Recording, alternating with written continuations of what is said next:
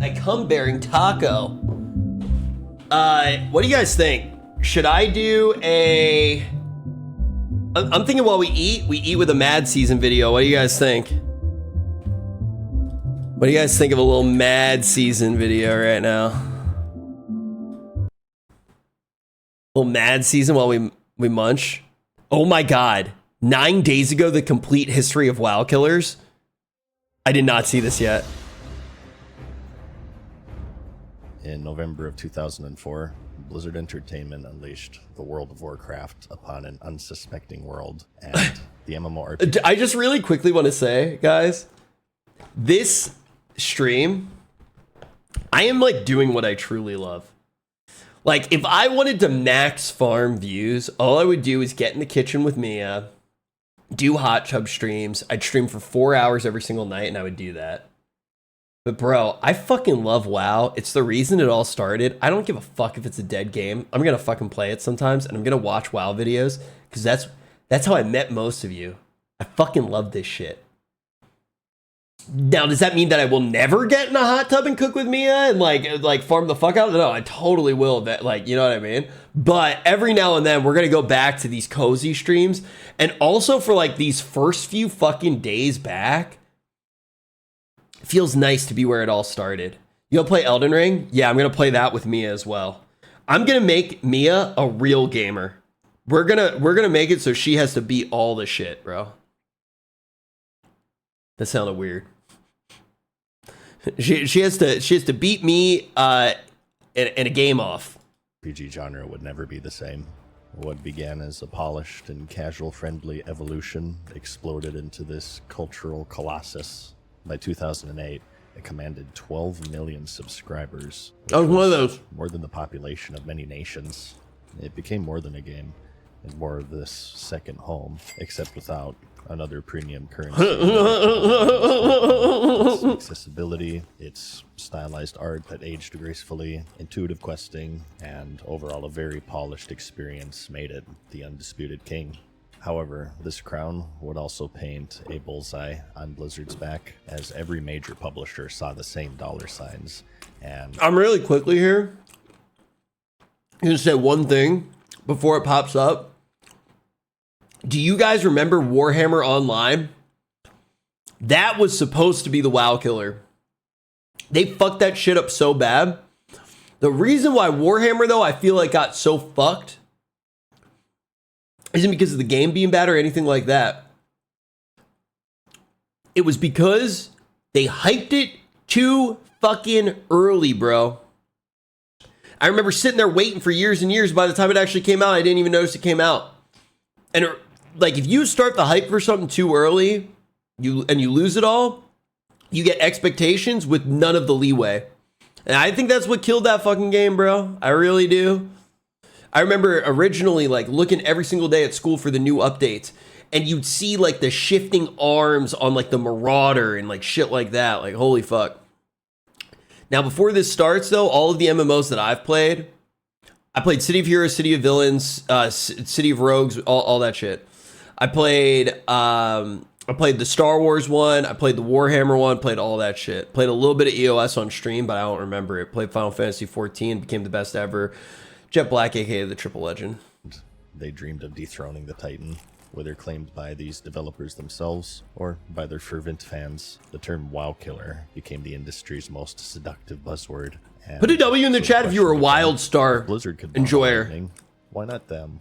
And so, over the next 2 decades, a parade of challengers armed with billion-dollar IPs and revolutionary mechanics and marketing budgets that rivaled Hollywood marched. I heard that game was sick. Claim the throne. Each was promised to be the one, and each. Well, I played Ion 1 as well. Learned the same lesson.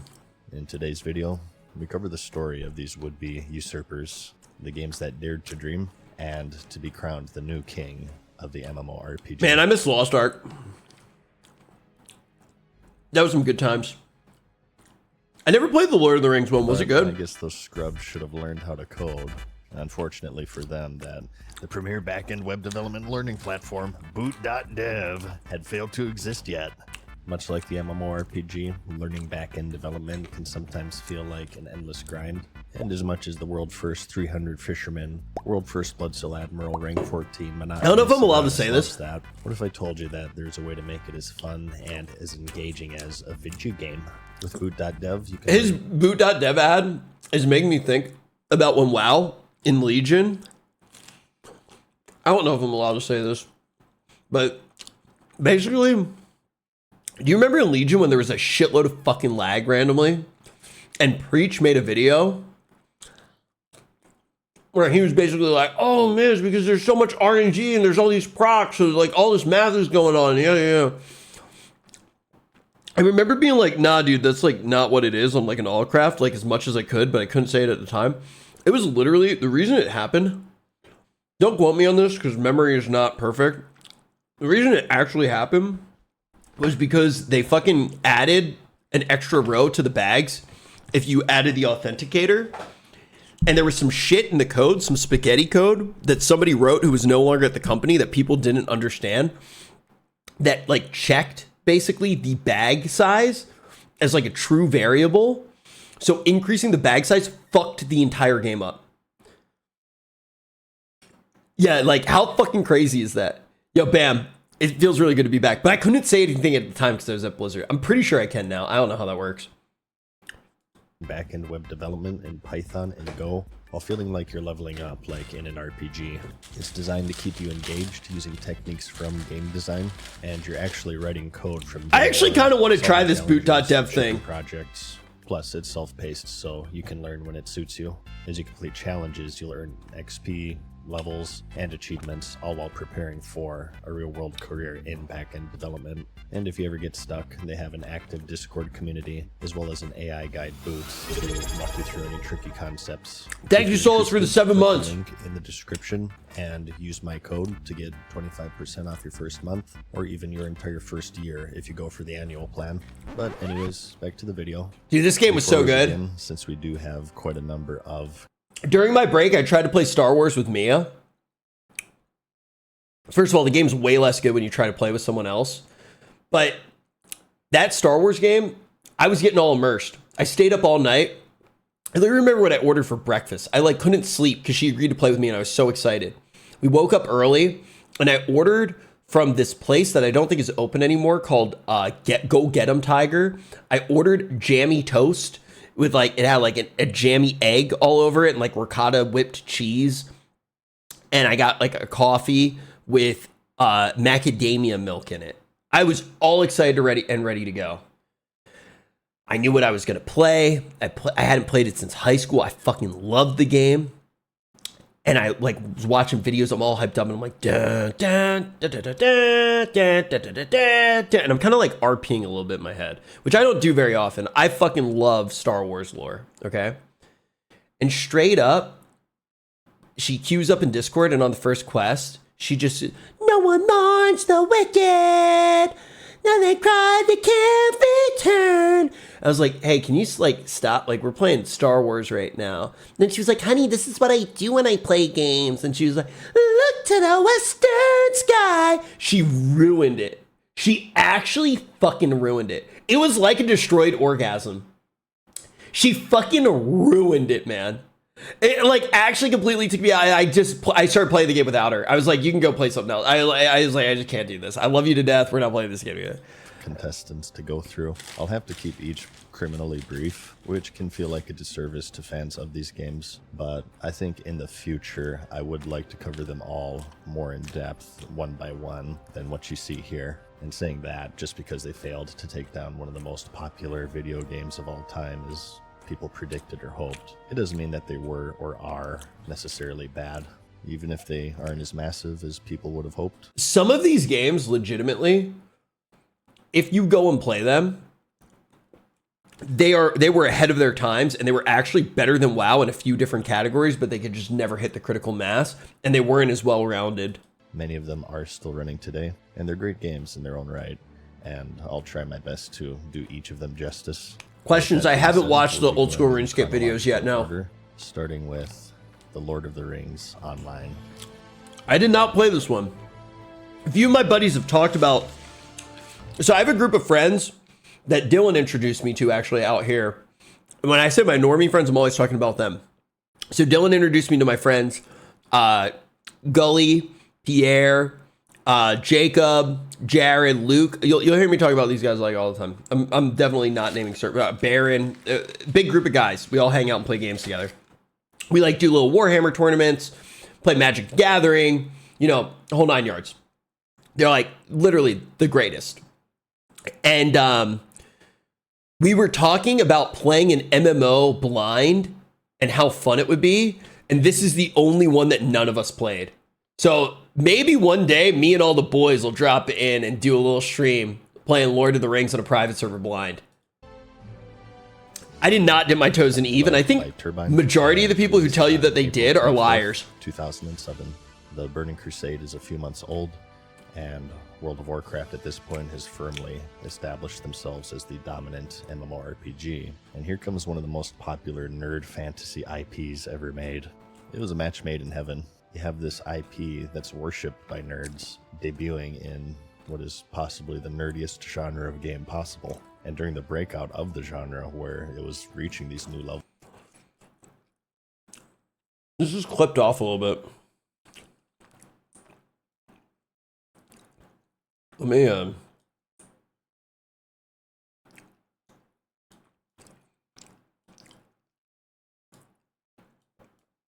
how's that look, chap? Let me actually get rid of this little nub here. Lineage 2, my cousin played a fuck ton of Lineage 2. I played a lot of old school RuneScape back in the day, but I was so bad. Damn, dude, City of Heroes isn't even on this graph. City of Heroes was out at this time. Levels of popularity and breaking records every single day. It was a regular old nerdgasm. Lord of the Rings Online, or LATRO as it's referred to, tapped into one of the most iconic fantasy franchises ever created, and one that was also recently revitalized by Peter Jackson's film trilogy. It promised an immersive digital playground for fans craving to explore the Shire, or battle orcs in Moria, or even join the Fellowship's narrative. Beta testers flooded blogs and forums with glowing reports and praising its faithful adaptation to Tolkien's lore. Reviewers highlighted interesting systems like the Deed system, which were achievement-like tasks that rewarded exploration, combat, and role-playing, as well as providing stat-boosting traits that allowed for some form of character customization. I'm going to say something right now.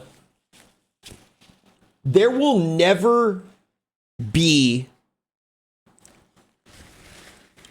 Not never. It's not impossible. But there will pretty much never be a good Lord of the Rings video game. Shadows of Mordor is the exception to the rule for the exact thing that I'm going to say.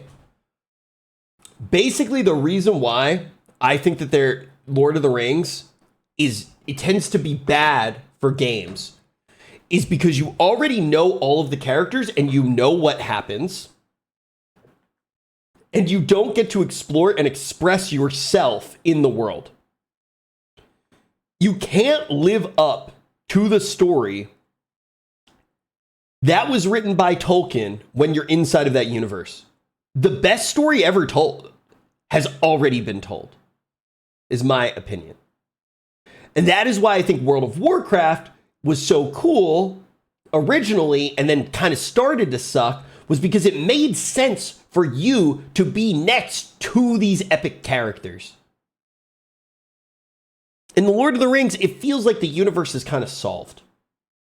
I think Star Wars has some of the most latent, interesting potential as an IP, but I think that it never really fully gets realized.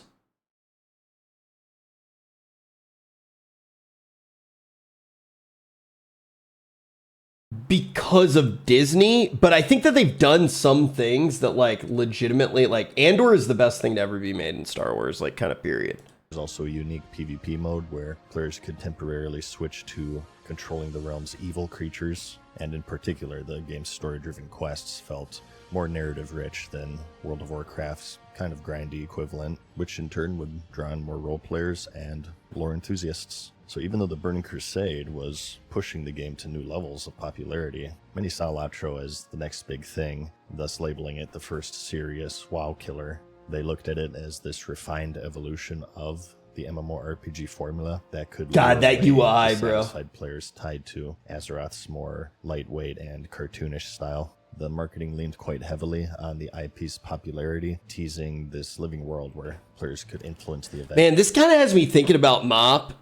I think MoP was such a good expansion, and I really do like the pandas. I really wish... Yeah, I just turned it up. This might be too much. I really wish that they did what they did with the pandas, but didn't make it as silly. I think that was a turning point for WoW. I really do think that that was a turning point for WoW that we never returned from. I feel like it changed the whole mood and then started to get all furry and lame.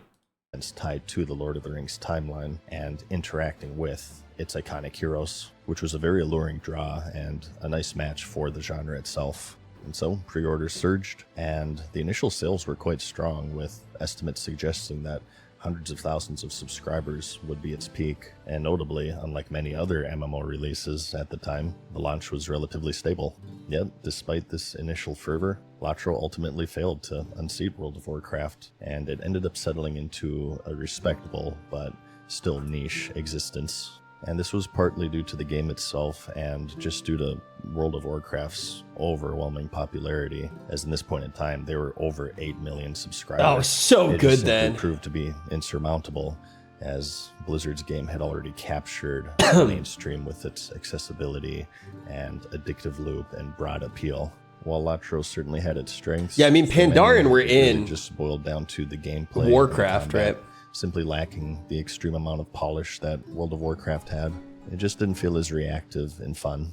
The graphics at the time were quite impressive and detailed, but because of this, they were also more demanding, which created issues with accessibility that World of Warcraft was able to overcome with its... I genuinely, you'll hear me say this all the time when I talk about games. I never think that a game should go for realism. It's starting to change. It's starting to change now. But I never, ever, ever think that a game should go for realism. I always think that it should go for something that's stylized and its own thing. Because A, it stands out. Yo, thank you, Meow. A, it stands out and it's more iconic. You remember it more. B, it doesn't age. This still looks good. It does. It still looks good. If you try to make the most realistic game ever, you will always get beat by the next game that has more tools at its disposal. Look at like the realism in Korean MMOs, especially when there's so many more people now use like Unreal Engine 5, right? So many things. I actually don't even know what Expedition 33 looks like. I saved it for stream. I saved it for you guys. I literally held my tongue and waited. But if you look at all these things that are using Unreal 5, they look, it's impossible to tell them apart from each other. It's impossible. It's literally impossible. Are you still interested in the Dota 2 scene? I still play video games with a lot of people in the Dota 2 scene, but I haven't watched TI in a long time, and I haven't watched a tournament in a long time, and I haven't played in a long time. But I love the Dota 2 scene. I love the people in it. It's one of the best gaming communities to ever exist. I really do mean that. Also, I just want to take 1 second here before we jump right back into this video. I see a bunch of people following the stream right now. Thank you, guys. Thank you, everybody, for being here. You have no idea how happy I am to be back. I forgot how fucking much I love this shit. I forgot how much I fucking loved this shit. I literally have had the best fucking life, and I continue to have the best fucking life. You guys have made my life fucking incredible. From early days to Allcraft to casting to Final Fantasy XIV to Lost Ark. I've gotten to play so many different games. WoW has always been at the core. Whether I shit on it, whether I love it, it's always been at the core. You guys have always fucking been there. I've gotten to travel the entire world. I literally met my girlfriend from streaming. who I've lived with for 4 years and I love, and one day we'll get married. According to her, after I clean my closet, which she continues to find a new chore. Regardless, we'll figure that out a little bit later. But seriously, my entire life, Diablo Immortal, true. All of it, man. All of it. Just know that I'm always thankful. I am always so fucking thankful for this shit. And coming back and getting to like, nothing changed. It's just like a time machine. We just get to be fucking cozy. Just enjoy the same shit that we fucking enjoyed. So thank you for being here. Thank you for being in chat. Thank you for making these vibes so fucking incredible. You made me get into WoW the first time. That's fucking crazy cool. It's just so fucking cool. So thank you for all of these follows. Thank you for making my night incredible every single fucking night. I go to bed giddy every single fucking night. Thank you guys for the subs. Thank you for watching ads. All that financial support means the fucking world to me. I got some big goals as far as like the financial stuff to try to help my mom. I got some big goals that I'm stressed out because Mia wants to have kids soon and that's freaky as fuck. But like, you guys have just made my life fucking easy and you've made it good and you've made it enjoyable in every single aspect of my life. I wouldn't have it if it wasn't for streams, man. So seriously, thank you guys. Thank you. Now back to Mad Season, bro. The fucking GOAT. Sort of cartoonish, but still efficient graphics that ran smoothly even on modest hardware. A key factor for its widespread adoption. Thank you, Dan. People weren't really interested in paying $1,000 to $2,000 It's dang. for The a Dango computer before they could even TTV. start Thank you. playing an MMO.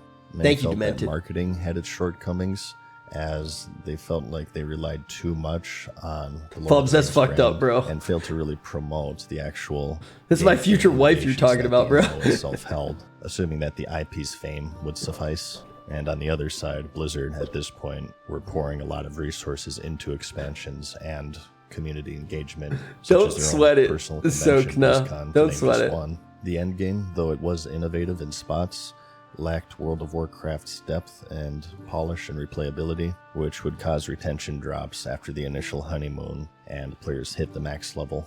By the year 2010, declining numbers had forced Thank a you, shift G-Crot. into the free-to-play model, which was often seen as the death sentence of the MMO genre. The game's focus on lore and immersion appealed to quite a dedicated. What is it about streamers that you always read something wrong the first time? His name's Geekrot. I called him Geekrot. Why can streamers never get it fucking right? Yo, Twitch user 883. Oh man, you're one of those bots I've heard of. No, I'm just kidding. Thank you so much for the Twitch Prime, man. Really creative name. I love it, man. I love it. Transmog contest when? I got an idea, bro. I got an idea one of these days. I just got a text message from one of my friends. Oh no, I thought he was about to tell me that he was Twitch user 883. I was like, damn dude, thanks for the Prime, bro. Fan base, but it just wasn't able to capitalize beyond that. It wasn't bad by any means, and it still isn't. Will you play Riot MMO if it ever releases? Sorry to pause this video for the millionth time. The Riot MMO, to my knowledge, is not even getting made anymore. I heard that there was another one that maybe was getting made. I forget who told me that. So I'm not 100% sure. There could be another one that's getting made. Somebody who's a knower confirm this with me right now. My understanding is Ghostcrawler was making an MMO. There was a difference in opinion creatively at the company. Ghostcrawler left to make his MMO. They got funding from Tencent. They then put out a version of the game to try to ensure more funding. Tencent, though, for whatever reason, pulled the funding. And now that studio is out of business. So Ghostcrawler's MMO is not coming out. Josh, I can watch it one of these days if you guys remind me. Josh Strife Hayes did a video where he played the MMO, and Ghostcrawler's MMO did not look good in my opinion. I'm not surprised that the funding got pulled. I also think that Tencent is at a spot where they're not just letting games kind of sit if they don't look good and soak up a bunch of funding, especially the amount of money that you need to soak into an MMO to have it keep going. Like, dude, it's a huge amount of cost. So they canceled Ghost Crawlers MMO. I didn't think it looked that good on Josh's YouTube video. But I thought that the Ghost Crawler MMO was the only thing that was still getting made out of that initial Riot idea.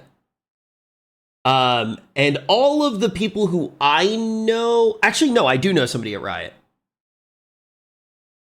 Actually, I know like 3 people who still work at Riot. I'll ask. I'll send a text message out. Actually, you might even like pop into stream because he usually comes into stream like kind of late at night. They're still doing it, but definitely started over. So I've heard, but I'm not sure if it's public. Meow rather. Dude, I do it every time. Meow. Thank you for your kind comments a little bit earlier, and thank you very much for that tier 1 sub. Guys, thank you very much for 2,000. Jesus Christ, I'm fucking stupid. 2,624 subs. Thank you very much. Yeah, I think that the MMO is most likely not coming out. The fighting game also did not get great feedback, did it? Because I know that they announce like a fighting game at Evo. You try any of the WoW private servers? I've absolute cheeks. Yeah, that's what I heard. I actually was supposed to. It's already out. Yeah, it's like 2xKO. Yeah. I almost worked on a little like announcement event for it for my company. So I had seen it, but I haven't played it. It didn't look particularly good to me, but I don't play fighting games, so I don't really know. Fighting game is good feedback, but it's going to be super niche. Yeah, so like that's the thing. I don't know if it's any good. I don't know because I don't play fighting games. The last time that I played a fighting game and I was like really into it was like when you could play Yoda in Soul Calibur. That's like the last time I really played a fighting game. I haven't even played like the new Super Smash Bros. In a little while. But I don't know why I had it in my head that like 2xKO was not doing super well, which made me think that maybe they were going to like make less new games. I played TFT for the first time ever the other night with Asmin. Holy fuck. That game's sick. That game is fun. TFT is really fun. Riot wants another Valorant, so I'm done. Oh, they're definitely going to keep making games. You're right. Valorant did so well. TFT did well. Riot does do really well. The thing is I don't think that they can make a gritty MMO. I think their audience wants to buy like chibi art, like fucking weeb shit. So I think a lot of people who liked WoW, if it came out, I think that this would be my prediction. I think Riot would be hesitant to make a simple tab target game. I think that they would not do it. I think that they would lean more into the action genre because they would want to make it close to their other IP, I would imagine. Did you watch Arcane? I've never watched Arcane. So I've always been a Dota guy, and the Dota like anime came out like kind of close to Arcane, and I watched the Dota anime instead of Arcane one night, and the Dota anime sucks. I have not watched Arcane, but the Dota anime is dog shit, bro. I know Arcane's supposed to be good, but my mental like image of what Arcane is pretty fucking lame. It looks like the lamest fucking shit ever, bro. It looks so soy to me. It actually looks like some bat chest kind of shit to me. I believe that it's good, but I look at it and I just feel like it's going to be like a bunch of girl characters kissing each other and a bunch of dude characters like not kissing each other, but like being really close. That's what it looks like to me from the outside. And I just imagine it has like musicals in it too. Like it just looks lame as fuck to me. Warhammer has so much potential to be mainstream. Warhammer has the best lore out of anything. Doesn't necessarily mean it has the best stories out of anything, but it has the best lore, period, in my opinion. The issue is with Warhammer. I was talking to my buddy who actually makes movies. He's a very talented guy. Very talented guy. He actually made a movie that Dylan was in. That's how I met him. And he basically, we had a conversation about the Horus Heresy. Yeah, Steven Spielberg. No, just kidding. It's my buddy Justin, okay? So my buddy Justin, I was talking to him about it, and it's like, how do you make... You can't make a Primarch ever. Like, if you make a Primarch, I won't go too into the Warhammer shit. The second that you make a Primarch, they're gonna be too human. And then the second that they're human, the entire illusion crumbles. So I think that Warhammer has a lot of potential, but I also think it has a lot of potential to be bad if they pick the wrong starting point. Put a W in the chat, though, if you saw Secret Level. The Secret Level Warhammer was perfect. That is exactly what it should be, okay? If they manage to make it like that, that's what I'm talking about. That's what I'm talking about, boys. That was some good fucking shit. Like, if they go that route, we're in for some good fucking shit. If they don't, it starts getting a little bit dicey, okay? Starts getting just a wee bit dicey. You feel me? You start getting into some weird territory where I could see it being I could see it being bad, truthfully. I really could. But I'm hopeful for the Warhammer thing. I also think, like, if they soft relaunched Warhammer in every media, like in every medium, like including video games, got all that shit in one place, it could be fucking epic. I trust Henry with the lore. We'll have to see how much Henry's actually involved in it. Like, the God's honest truth is, who knows? I'm not sure how much say he's actually going to have, you know? He could just be in a situation where he's basically like an actor like he was in The Witcher again. We don't know. They haven't officially announced anything, right? We'll have to see. Bad to this day. Unlike some of the games in this list that you'll see, it didn't have this catastrophic launch or a fundamentally flawed, unfixable gameplay design that... What's up, mango? Salsa Pringles. Hit store shelves. It was just very similar to World of Warcraft in its setting, structure of this theme park, linear MMORPG.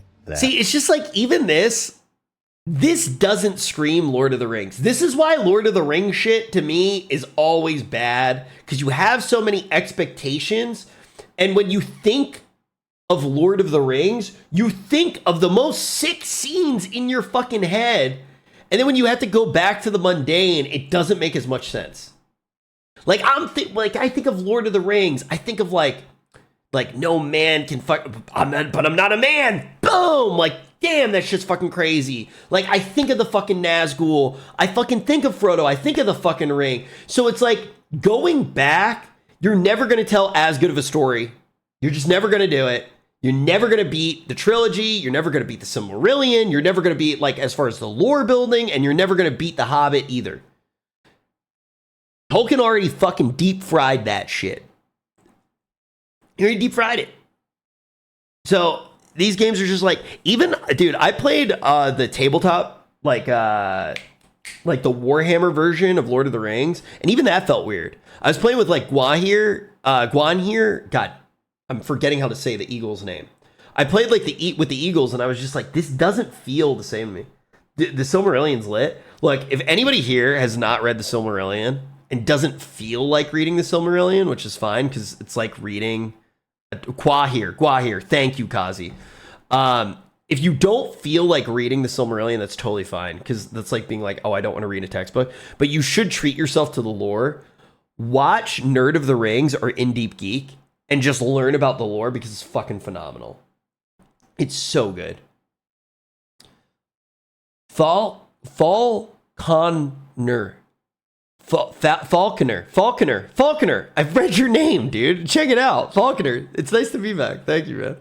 Apps attempted all of the things that World of Warcraft perfected, but not quite being able to reach its level, which just left many players feeling like they were playing an inferior, less populated version of what was then the cultural phenomenon World of Warcraft. This does look really good for the time, though, graphics-wise. Hardcore fans of the IP. But man, imagine just fighting two birds, bro. Still endures as a beloved cult classic, and it continues to get updates. That ain't epic, bro. Those birds don't look as epic as the owls in Teldrassil, bro. For those who play it, and for good reason. Even bearing. They burned my tree, though. Those fucking pussies. They burned my fucking tree, dude. Shoutouts to Amazon. What now, my lord? Now we sound the bells of war. In 2005, Funcom announced their stake into the MMO genre with the Age of Conan Hyborian Adventures. That actually just sounded like ripped WoW text, low-key. Did anybody play this game? Who played Conan? W's in the chat if you played Conan. Funcom and published by the way, I'm saying W's in the chat because I'm trying to be cool like all these new streamers, man. W. Can I get some W's in the chat if you played Conan? W, man. I'm doing it good, right? I played it, unfortunately. Oh no, that bad? That bad? Uh-oh. By Eidos. The game drew from Robert E. Howard's iconic Conan the Barbarian universe, promising a gritty and mature fantasy world that contrasted sharply with World of Warcraft's more whimsical tone. Its key features, perhaps the main one being, was its innovative real-time combat system. Instead of the standard tab targeting that most other MMOs relied on, Age of Conan's was in real time with... People just keep trying to talk shit on tab targeting. It's good. It is good, bro. It's good. Like, I want tab targeting. I want more tab targeting. Like, period. I just want more tab targeting games. Fellowship, so much fucking fun. Fellowship is fucking great, man. If it ain't broke, don't fix it. Yeah, dude. For MMOs, it's great. And also, it allows for, like, more complex ideas as far as, like, rotations go, which is unique. People fucking shit on tab targeting, bro. No auto attack, but instead requiring button presses to swing in 3 different directions and having to physically hit enemies with your weapon if you're playing a melee character. Well, that's a cool There's idea. Also the guard system, where enemies would devote defense to either of these 3 points of attack, preventing the spamming of one direction, and adding a strategy element where players would have to try to work around their defenses. Wait, that's so cool. Dodging away in order to... Now, that's a reason to not do tab targeting. That's super innovative and interesting. Like, I like that idea. Like, I do think that that is a very cool idea. Avoid some damage. You could weave attacks together to create smooth combos and finish fights with brutal decapitations straight out of Mortal Kombat. All of this was marketed to be revolutionary compared to the... Yeah, when I took my break from streaming, Ninja was still the biggest streamer on Twitch, and we'd say poggers, and we'd lol W, and we'd dance the gritty to Sea Shanty 2 back in my day. Defiant, thank you very much for the Twitch Prime. Angelo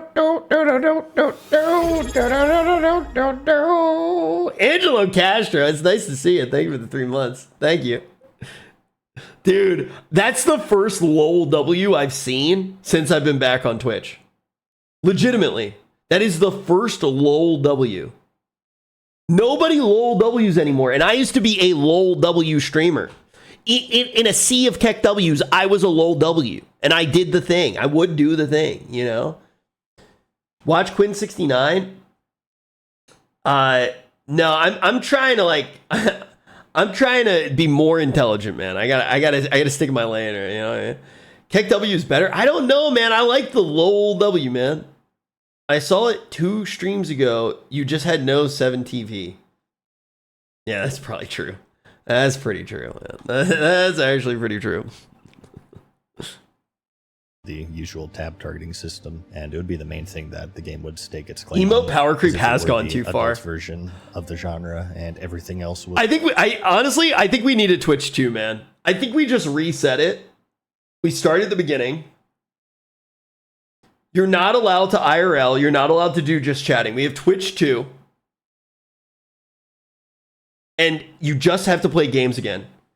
And like everybody has to, like if you want to stream on it, we'll make it pay way more money so people want to do it. But you have to do what you used to do. So like Austin Show can only talk in an Indian voice. And he has to play old school RuneScape. Like we go all the way back. It would be so fucking good, man. It would be so fucking good. Was Kitty by comparison. Going further, it fully embraced mature themes and M-rated content, including nudity, gore, and profanity to appeal to an adult audience. Profanity? Rather sanitized entries being offered within the genre.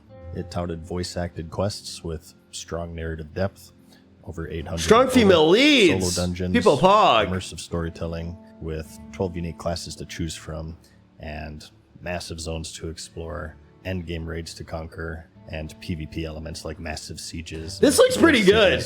Promised large-scale warfare. The class system itself was interesting, focusing more on a hybrid style.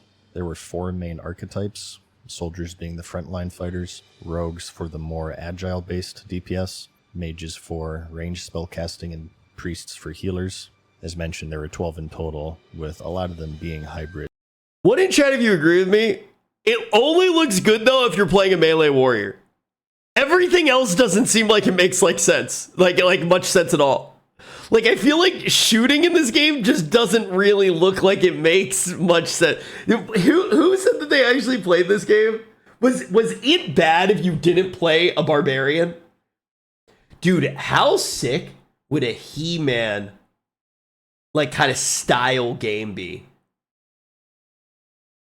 That shit could like actually be crazy.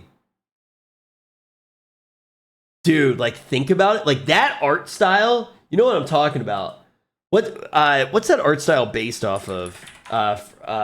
What's his face? Like look at these colors. Yeah, I'm trying to make sure that I don't accidentally like pull up some like He-Man nudity just based off of previous searches. The color is just so fucking incredible. Like this kind of art, bro. Like, why don't we have an MMO like in this color palette? It would own, bro. I guess after a while, like staring at a game in that color palette would probably be like kind of hard. Such as the Bear Shot. Frazetta, yeah. Frank Frazetta, right? Also heals. Industry Buzz positioned it as the next evolution, like with many of the entries that you'll see in this video, with beta testers praising its hybrid classes and visceral gameplay. The hype for Age of Conan was absolutely unreal, earning rewards upon rewards for pre-release screening at conventions, and its initial sales reflected this fervor. I don't remember the original Diablo artwork looking like that, but memory's a bitch. Skill-based alternative to...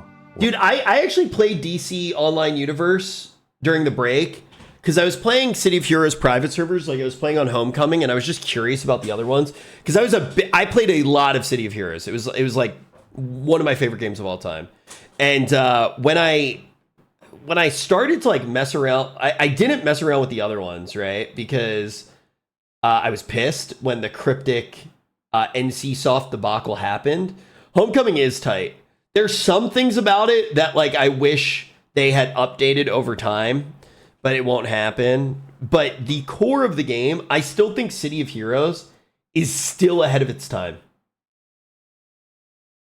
I really do. I still think it's ahead of its time. But I try to play like DC Online Universe. Let me know in chat if you've played DC Online Universe or anything like that. I think it's...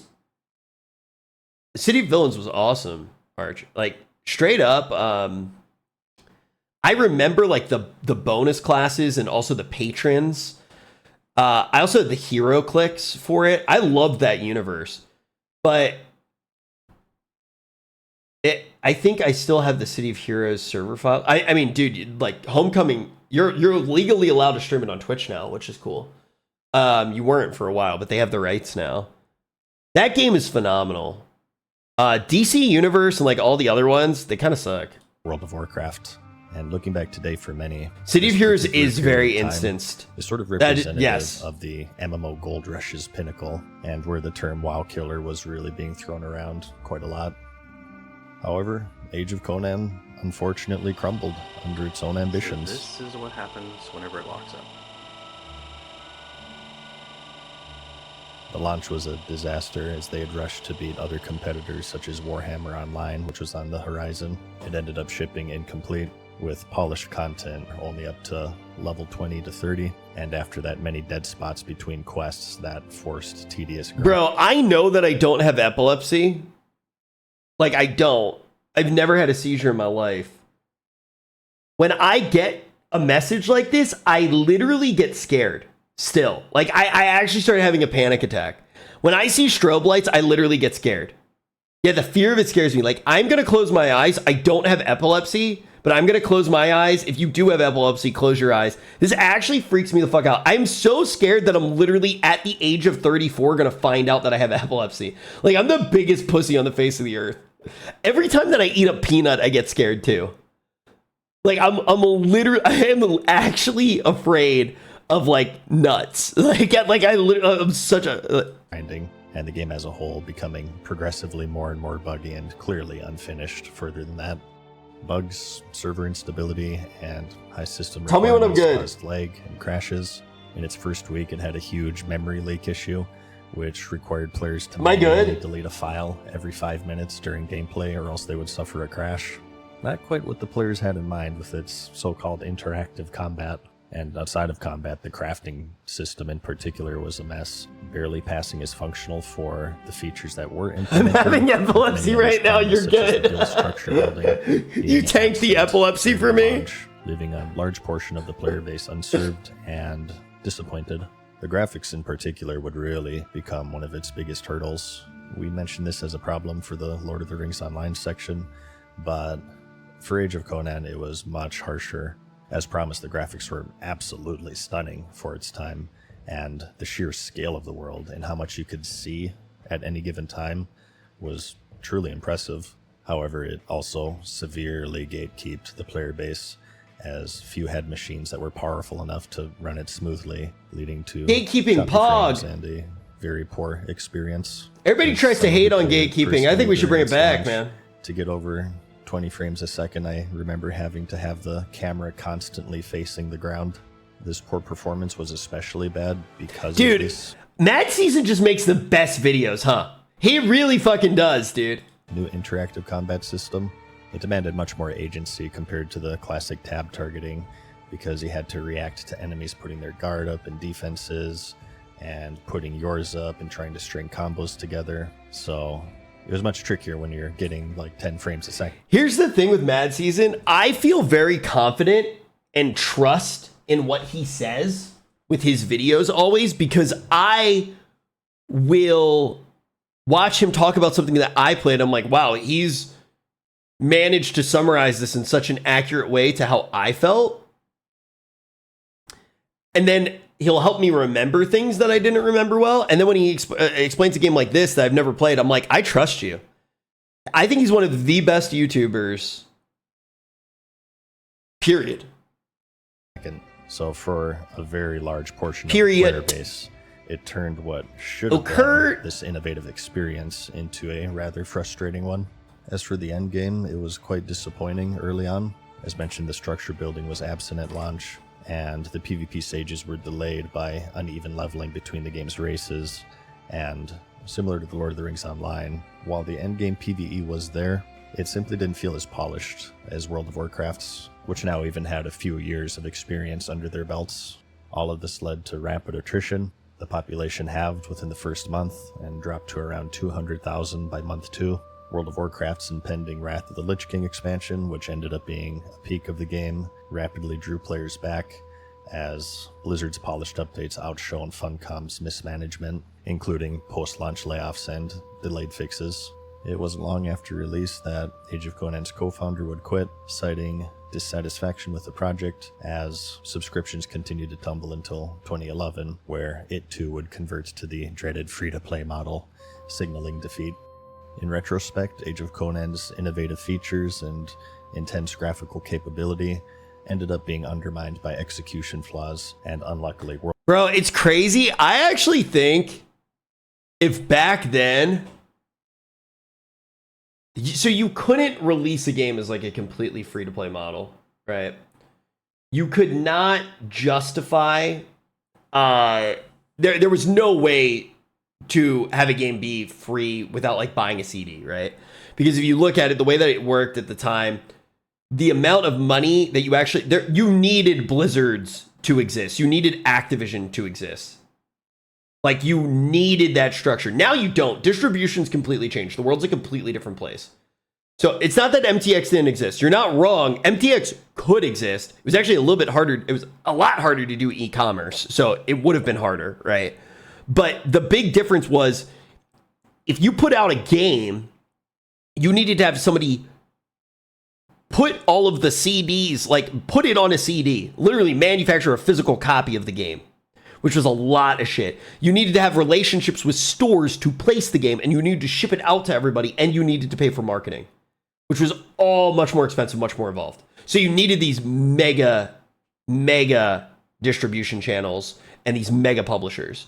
And because of that, you could not actually release a game for free, right? That did not exist. It would have been absolutely impossible to have one of these games be free, like you don't pay $50 for a disc. But I actually think if more of the MMOs went closer to the freemium model, as close as possible. See, the thing is like the monthly sub, you already spent $50 on a game, so you could probably afford the $15 a month, maybe. Back then, this was a lot easier to have a job back then. I'm going to be real. I felt so much easier to make money back then. Maybe I am like out of touch because I have been very fortunate that I've been pretty well off for a lot of my adult life because of streaming. But when I was growing up, you know, I could get a job at the water park like very easy when I was growing up as a kid. I was a lifeguard when I was a kid. And I had like pocket change. And I could go to the boardwalk and I could buy myself a slice of pizza. I didn't have to ask my dad to borrow money. Now I hear a lot more people complaining about not being able to get a job. And I believe them. I don't know exactly what it's like though, because I did get a job too when I wanted to again, but I made a new company, right? Arlong, thank you very much for the 3 months. So it seems a lot harder to make money now. And I guess the $50 barrier would legitimately make it pretty fun. Like, you don't have the advantage of free to play. But could you imagine if a WoW game came out back, like a WoW killer game that was an MMO, came out and it was actually fucking free? You seem like a hustler. Yeah, I guess. I guess that's pretty true. But could you imagine if this was actually free? People don't want menial jobs nowadays.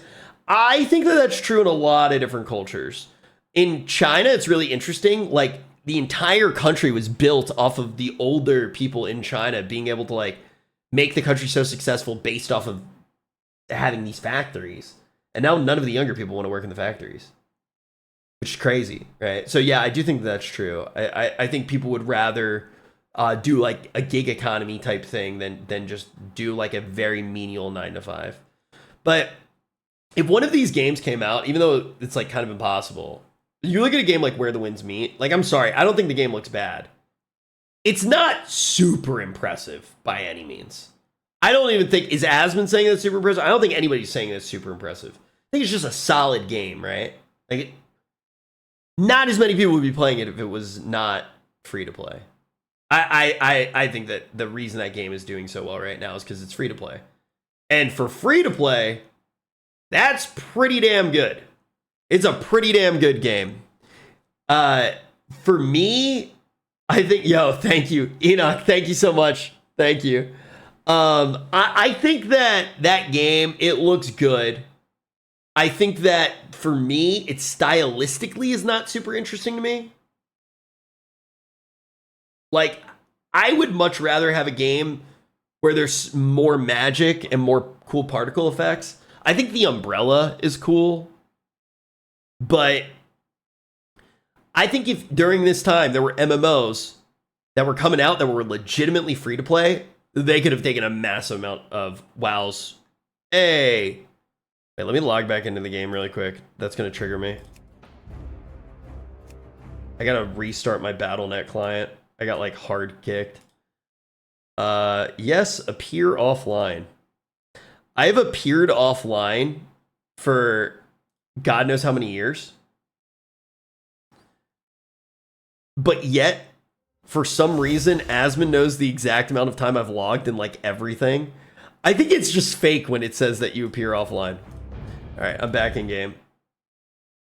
But not on Steam. I guess maybe it was not, and maybe it's just Steam that it didn't work.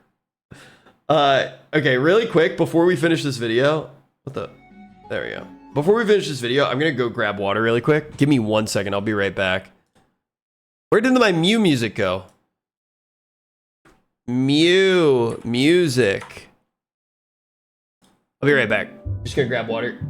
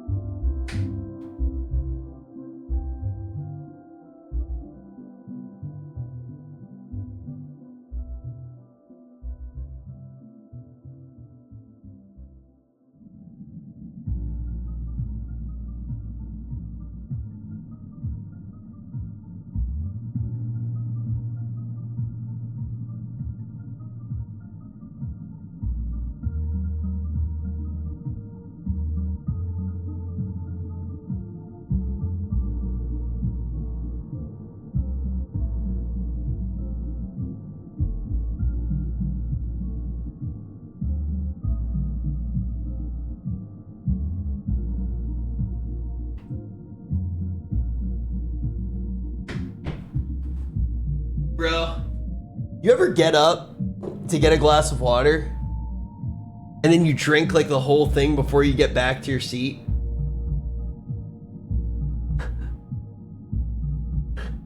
You ever do that? I fucking hate when I do that. By the way, did Kirby Air Ride come out?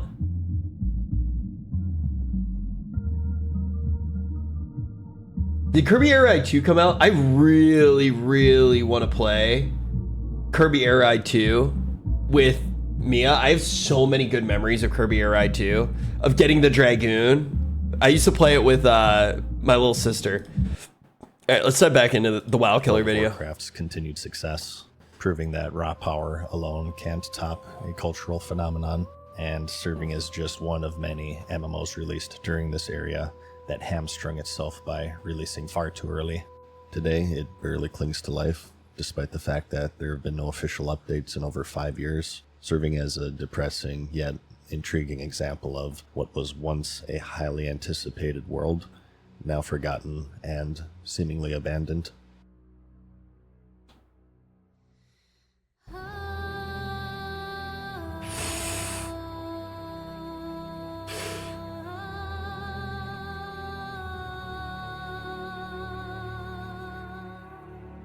"2008 truly did represent the gold rush within the genre, as it was also then is when Warhammer Online, The Age of Reckoning, would also see its release. Riding off the wave of immense hype as one of the most anticipated MMORPGs of its era, it was often touted as the legend. I'm really curious if he's going to bring up what I brought up, with the fact that this shit straight up,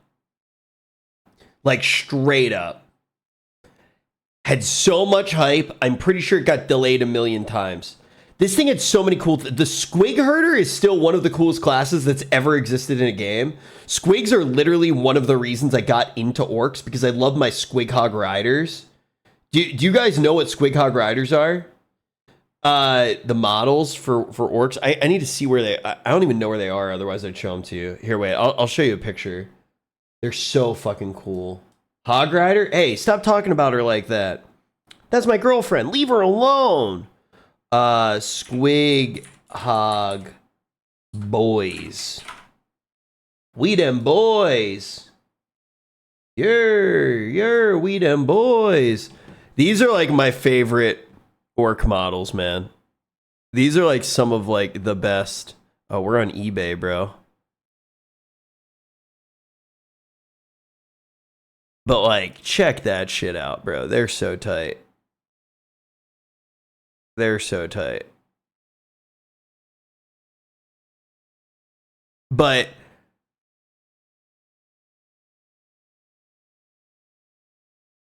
straight up, bro. They're so good. WoW killer this time, for sure. Developed by Mythic Entertainment, creators of the PvP-focused Dark Age of Camelot, and published by Electronic Arts. Put a W in chat if you've played this game. Gritty Warhammer fantasy universe from Games Workshop, promising a world of perpetual conflict between the forces of order and destruction. The game's core innovation, and possibly its most advertised feature, was its realm versus realm system, featuring massive scale PvP battles, objective-driven scenarios, and dynamic campaigns where players could invade enemy territories and sack capital cities, creating a sense of this real gritty, ongoing. I remember this cinematic. Was generated Dwarf Slayer in the cinematic owned. Director Paul came Wyatt, out with the fucking mohawk. Developer diaries showcasing concept art, gameplay, and promotional events. As usual, online communities and media outlets buzzed with predictions of it dethroning World of Warcraft, citing not only its RVR focus, but also its innovative public quest system, which were open world events. What class did float on the disc? Without grouping, and also a class system. Squighog herders, like bro. Priest for hybrid roles.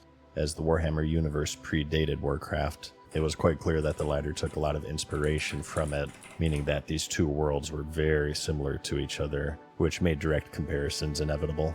Initial sales reflected the fervor, with 1.2 million copies sold by late September, with 800,000 registered users and 750,000 active players by October, primarily drawing in PvP enthusiasts eager for a fresh alternative to the world of Azeroth. But, as history would show, despite the strong start, Warhammer Online rapidly declined. Positive reviews highlighted exciting PvP, but the game's heavy emphasis on it alienated casual players who World of Warcraft had excelled in. I don't think it's ever smart. Back then, it was never smart to focus on PvP. A far superior leveling campaign, as well as a rich PvE endgame. Like Age of Conan, it too suffered issues at launch, with many believing that it was released prematurely. Oh yeah, I remember Initial that. Servers led to fragmented populations as the initial surge started to wane, which caused deserted realms and subsequent merges that frustrated communities. Poor faction balance was an issue, and it hamstrung their most enticing feature, their RVR. Still, okay, we're in a very different time in video games. For a lot of people saying it's still not good to focus on PvP for like MMOs and stuff like that. I disagree. I think that if you look at even something like Fellowship, now distribution's completely different, right? I don't think PvP is vital. I don't think that. But I think that you can make just a PvP game and like target a niche audience now, because it doesn't cost the same amount of money to make a game like this anymore. You can do it much more cost effectively, and you can target like a niche audience, bro. And you can go for that, and you can distribute to them. Steam takes their cuts, but it's out. You don't have to pay for all the other shit. So I actually think now having like more focused games is much more the meta. I think indie games are much more the meta. My dream, I don't want to bring back like OTK 2 or whatever, right? Like I'm not trying to do that again, right? My dream would one day be to make a game with Asmon. If I could make an MMO with Asmon, that would be a dream come true. That's what I would want to do. I would want to put together like a fucking squad. The thing that I would do though to make an MMO that's going to make a lot of you really mad right now, I would go out and I would try to raise like $15 to $20 million to make a gacha game. And then I would also do a Kickstarter. And then I'd come out with the gacha game and make a fuck ton of money on the gacha game. And then I'd take all of that money and put it all into the MMO. It's the only way to raise enough money to actually make an MMO. I'm not actually rage baiting. I'm actually serious. I think that's what I would do. But the game would actually come out. So unlike other Kickstarter games. I think that's the only way to do it.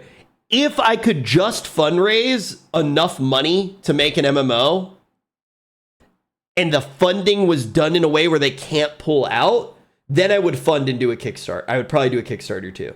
I actually think the amount of money that an MMO would need to launch in this day and age for what would essentially be an indie is pretty much impossible.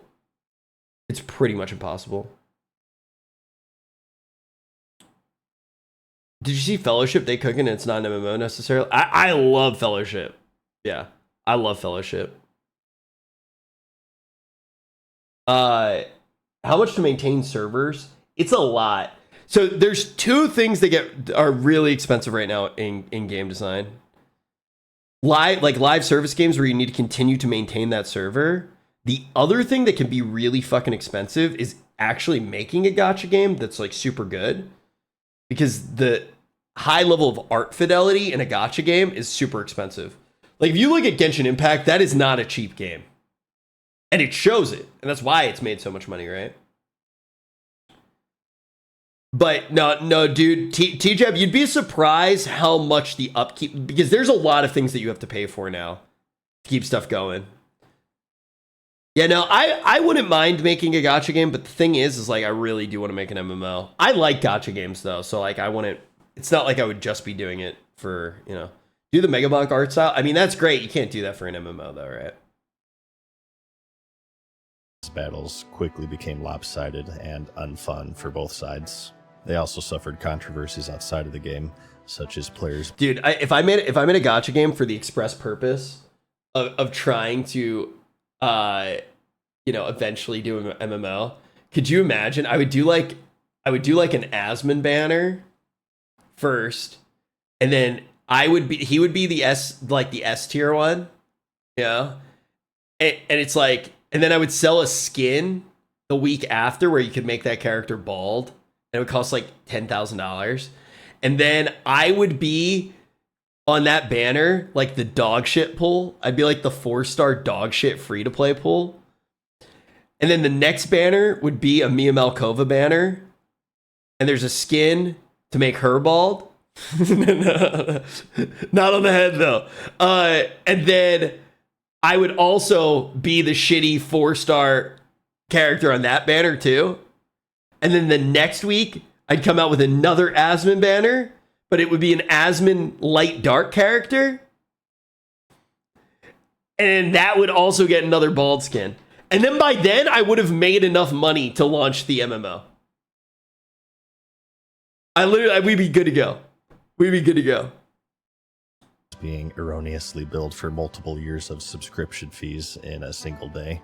Subscribers quickly plummeted to 300,000 by December of 2008, which prompted further server reductions from dozens to just 13. Dude, and do you want to make fun of me? I actually just had the most retarded thought ever in my entire life. Tell me how fucking stupid this was. Somebody said Valheim in chat. So my brain goes, man, RuneScape Dragon Wilds was awesome. I go, damn, using like another game that already exists and like use their IP like Valheim to make an MMO would actually be really sick. Oh my god, what if I did like I took the Dragon Wilds IP and turned that into an MMO?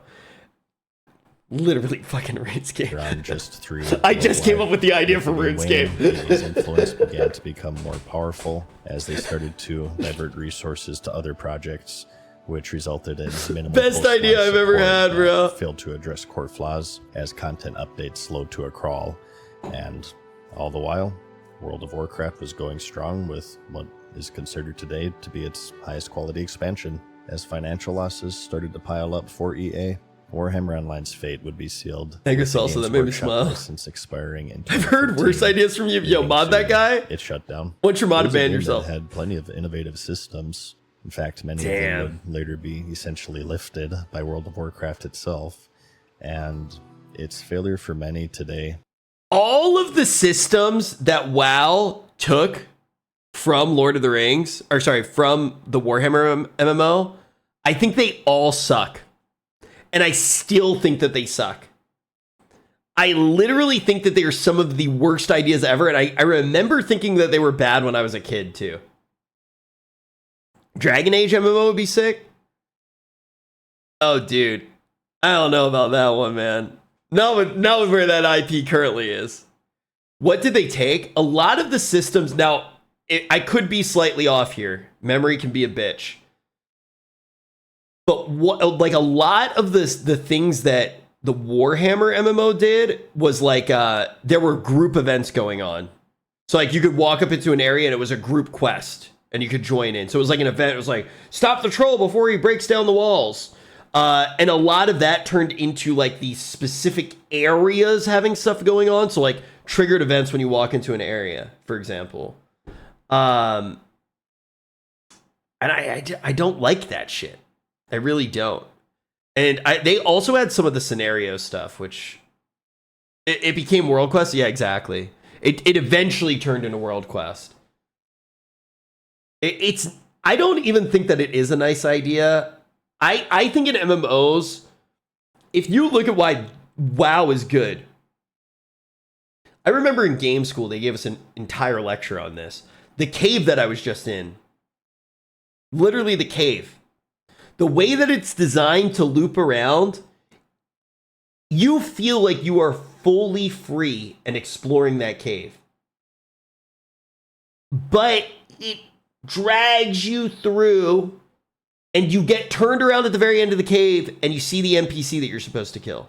That is good game design. The best game design should feel insanely off the rails, like the player is fully getting to explore the game, but really you are pulling them through. And every now and then it won't work, but overall, the player is going to have that good experience that you've designed and curated for them.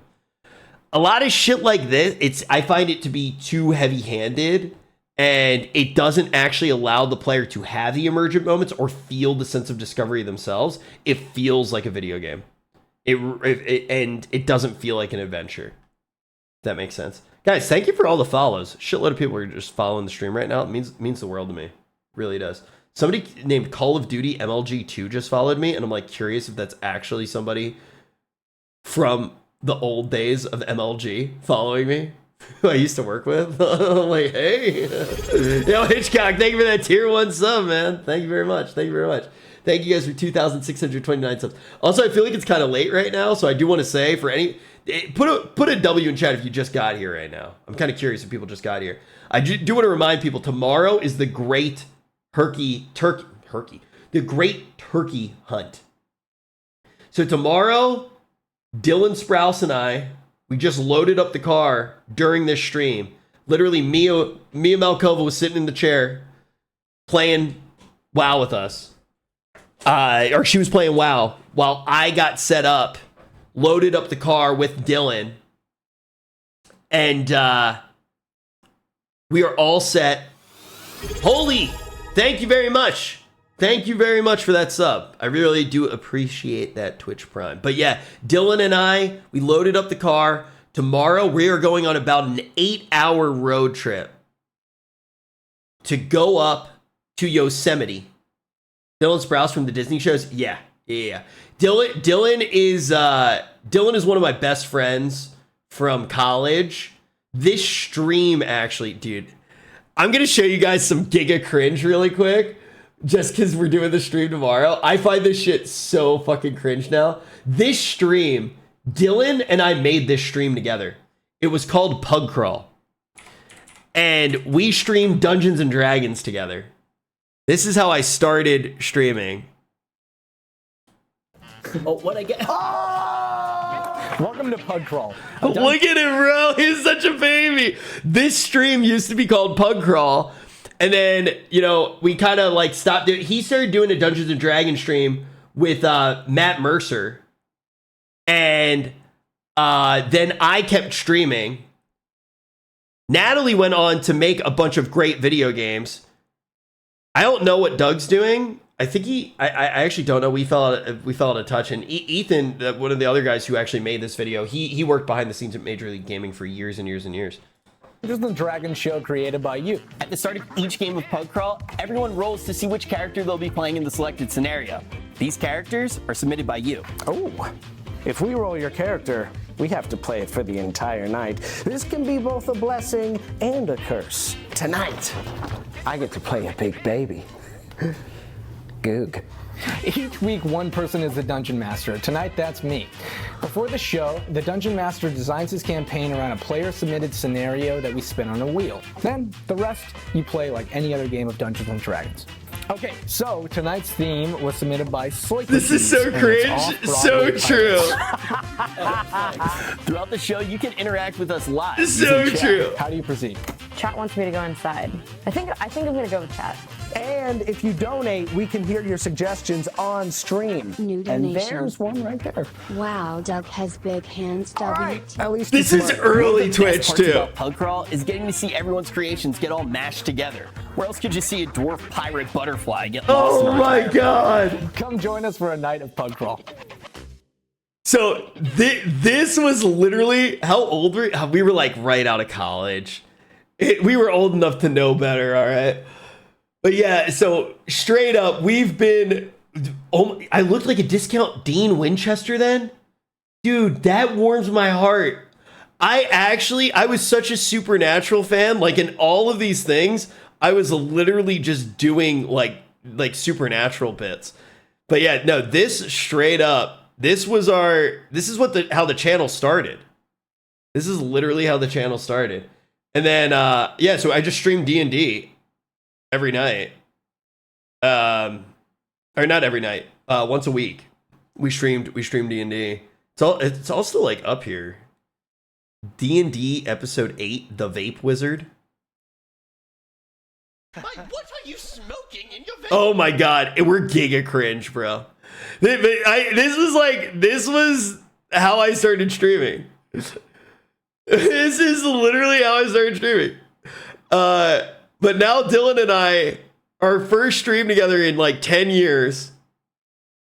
Yeah, Cole was on this show a few times. But this is the first stream that we're going to do together in a few years. Tomorrow, we are going to be streaming us driving up 8 hours, building a little shelter to sleep in, and we're going to catch our own turkey to eat for Thanksgiving. It's going to be pretty fucking sick. What do you think about the 2024 D&D? Do you mean D&D Beyond? You mean D&D Beyond? Barbara Palvin's husband? Yeah. That's tomorrow? Yep, that's tomorrow. The new 5e's good. D&D Beyond has not looked great to me. Is more Now back to what we were reflection watching. of a rushed launch with destructive influence from its publisher, as well as poor timing, as it was pitted against World of Warcraft during the worst possible moment. Fan-run server, The Return of Reckoning, keeps. Oh, it's one very D&D. alive today, That's what it's providing a called. home Yeah. for diehard fans. And if you are interested, Tomorrow in is gonna be detail of crazy. its rise and fall, this is one of the MMOs that I did actually cover fully in its own dedicated video, which I'll have linked in the description.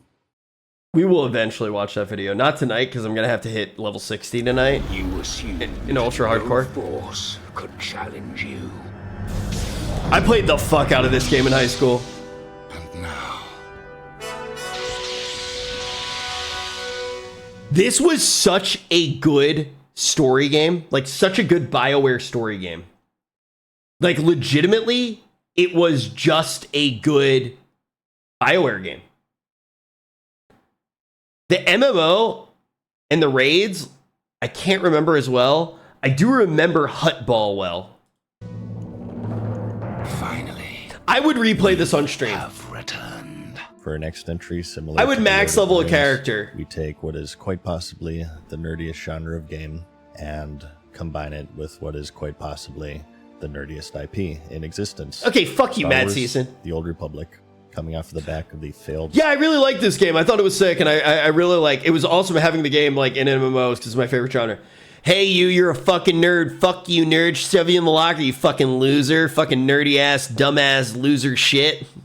Star Wars Galaxies, The Old Republic was the IP's second attempt at breaking into the then bustling genre, bringing with it one of the largest development budgets in MMO history, estimated between $200 and $300 million, positioning it as the ultimate WoW killer for sure this time. Developed this time by BioWare, who are then renowned for their narrative masterpieces like... That is a crazy budget back then. And Mass Effect. Can anybody tell me how much that would be adjusted? The Old Republic promised to revolutionize the genre by making every player feel as if they were in the Star Wars universe with their own fully voiced cinematic story set 3,600 years before the films. The game's 8 class campaigns, each with branching dialogue, moral choices, and companion relationships, were fully voice acted. Dude, I wonder if he's going to say this. There was a really funny thing about this game, and I don't know if it was every single fucking class. So one of the things is like the difference between Horde and Alliance actually changed your classes quite a bit visually. So like the one like Jedi version would throw like a rock, where like the Sith version would do like a completely different thing. I think it was actually you would turn into a Sith Inquisitor, I think was the other one. So you would like shoot lightning, right? But when I was playing the game, at least, Sith Inquisitor was straight up Ellie Shaman. Like the talent tree, it was like, tell me if I'm but I'm pretty sure it was the Wrath of Lich King, Elemental Shaman talent tree for Inquisitor. It was like almost 1-to-1. Yeah, they even have Chain Lightning as a spell, like actually as a spell. Yeah, no, like it straight up. It was Sorcerer. It was Sith Sorcerer. Got it. Yeah. Inquisitor was like, Inquisitor was a lightsaber melee one. Is it a bad thing? No, I'm saying like that's how similar the classes were. I remember the Bounty Hunter actually being kind of sick. When you could spin up and do like a fire flame vent thing. But yeah, I do remember the Sorcerer actually just being Ellie Shaman. Like 1-for-1. Inquisitor was the best class. Its advanced was Sorcerer. And that's how it worked. Yes, Inquisitor turned into the Sorcerer. But you could also turn into the Assassin, which was had the cool lightsaber. Agent was yeah, so the classes in this game, this was a good MMO because you couldn't figure out which class you wanted to play. You like wanted to make a million different alts. Like there was so much cool shit, and they all had individual stories, and they had followers too, and the followers had stories. And the stories were good. Like they weren't like just like I just replayed the, I guess it would be like the Bounty Hunter one. I had the Flame Jets. And it was like insane. Is that the Agent? Dude, it's actually crazy when he talked about the Warcraft one, though, that he didn't talk about any of the classes. Because the classes in the Warhammer one were pretty fucking sick. Like, it constantly lost. Yo, it's nice to have you back. Yeah, Bounty Hunter with the Flame Jet, it was sick. But the reason I'm bringing it up is because I hope he does talk about some of the classes here. Because every class felt really different. Every class felt very good, and the stories were all super unique and interesting, and you had interesting followers as well. He didn't talk about any of the classes in Warhammer, though. So maybe he won't. The Warhammer one, bro. Whoo! The Marauder, you could shape-shift your arm to be different classes. It was like their version of the Druid. It was like Chaos Infused, change your arm into different stuff. Squig Herders were the coolest things ever. In PvP, you could jump in the mouth of your squig, and it was like a moving ice block. It's pretty much like kind of what aspect of the turtle is now. There was so much cool shit in that. But let's see if he talks about these classes. By Hollywood talents such as Jennifer Hale and Steve Blum, delivering a single-player RPG experience within this MMO shell.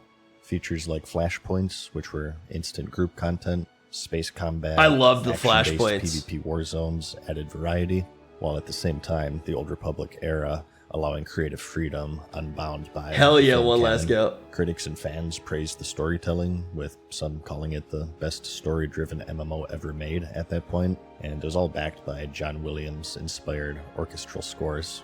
forums overflowed with I still think it is one of the best story-based MMOs ever. Like, straight up. Oh, so once you get to the expansions, though, it becomes the same story. I still haven't gotten to those. So I don't know how good they are. But it was the early starting stories were remarkably good. I do think that the Final Fantasy XIV story, which I have played completely all the way through. Thank you very much for the 2 months constantly lost. It's nice to have you back in the stream. The expansions are actually peak. I would eventually, maybe one day, play it on stream. But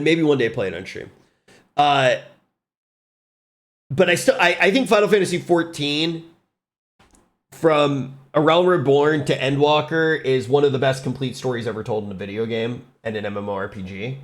I did not play Dawn Trail yet, and I also haven't seen the end, like the expansions for this, and they looked pretty sick.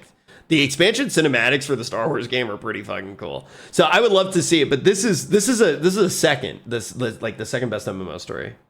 Excitement predicting that this time for sure it would finally dethrone World of Warcraft, especially since it was set to release during a rather rare moment during World of Warcraft's legacy, where for the first time it had shown signs of weakness with the Cataclysm expansion.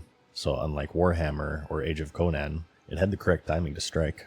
Marketing was absolutely... Wait, I thought the Star Wars MMO came out during the end of Legion. Or sorry, the end of Wrath. Or was I playing it during the summer of college, of freshman year of college? Tips!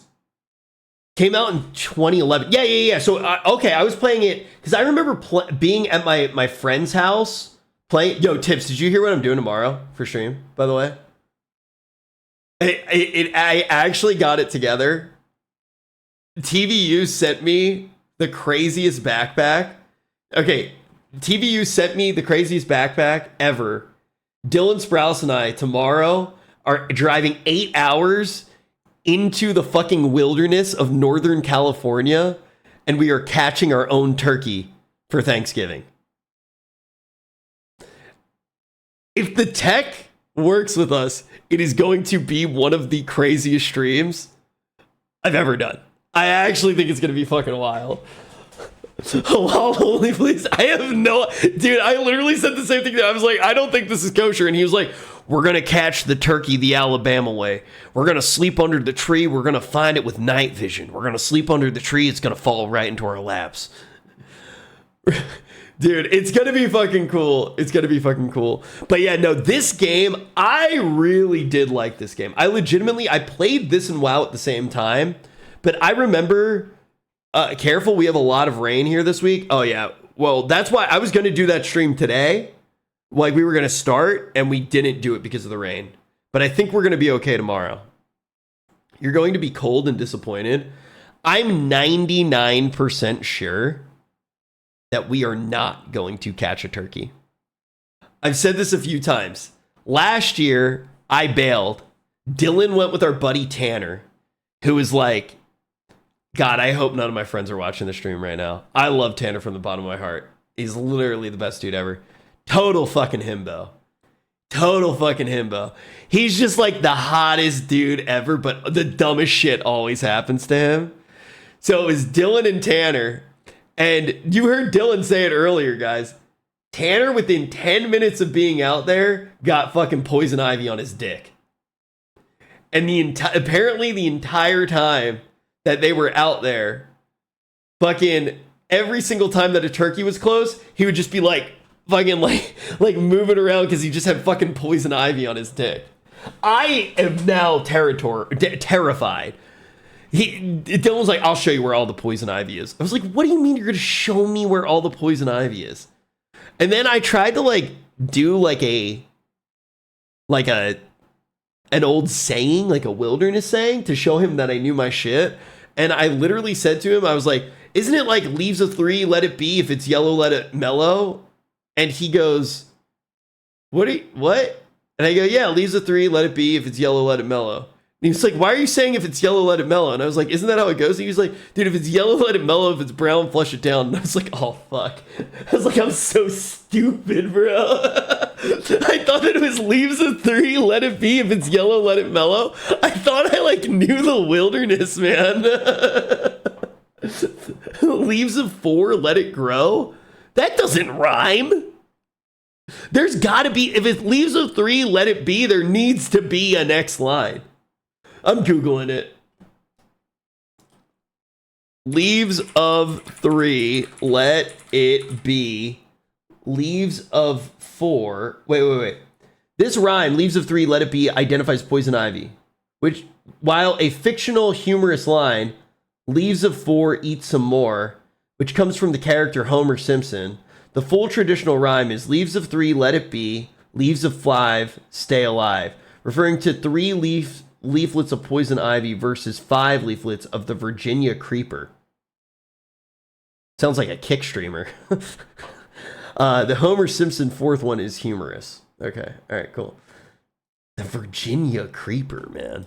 Really huge and commanded a sizable percentage of its. Yo, thanks, Knox. I'm glad to be back, man. Trailers that rivaled World of Warcraft racked up millions of views as pre-orders exceeded 1 million, and after the game launched, over 2 million players logged in during the first week. You can buy so much shit in this game, by the way. It's not really pay to win, but you can just buy so much shit because they went like free to play. Shattered records for the fastest selling MMO, excluding my city. Packs. Yep, despite this explosive launch, the Old Republic failed to sustain this momentum, and it never seriously threatened World of Warcraft. The core issue was structural. One of their biggest sells, the fully narrated campaign, was front-loaded in the leveling, which left players empty-handed upon reaching the max level, as the game sort of awkwardly transitioned into a more traditional, repetitive MMO, with the standard daily quests and gear treadmills, which... Damn, what's that sound like, huh? What game's that sound like?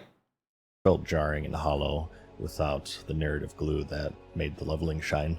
This problem was made worse with the fact that max level content... Yeah, early Arcade is something special, quality, man. Or missing entirely, as evidence of yet another rushed release started to show. And infamously, another structural problem was the engine that they used was a modified version of the Hero engine, what the fuck which is the ended Hero up being engine? unfit with an MMO setting, as it struggled in all corners of the game. There's quite a noticeable delay between using an ability or spell and that spell actually connecting, an issue that they tried to mask with fluid animations, but still, it left the core combat of the game feel rather clunky and unresponsive, which just left players wanting to return to the finely tuned and polished experience that World of Warcraft offered.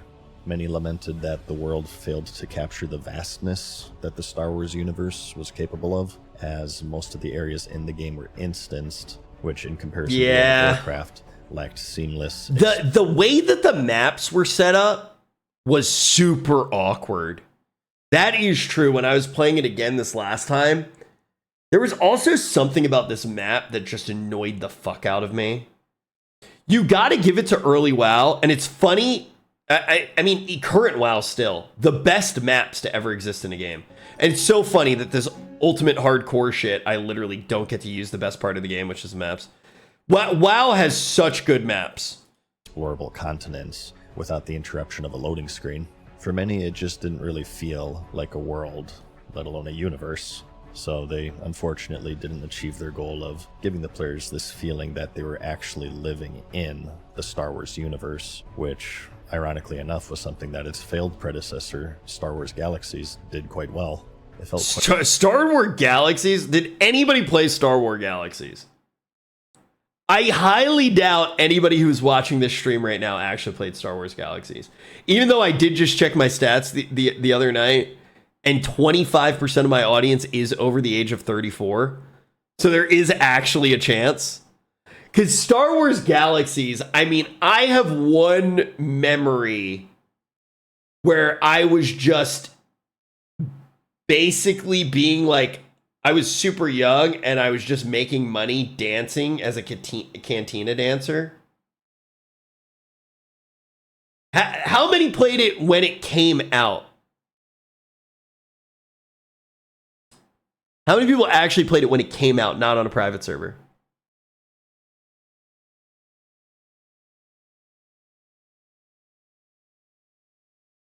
Cantina, but yeah, no, you could literally make money. Unless my like brain and memory is off, you could make a shitload of money in this game doing the equivalent of dancing on a mailbox in Stormwind, and you could actually just like be a stripper and make money.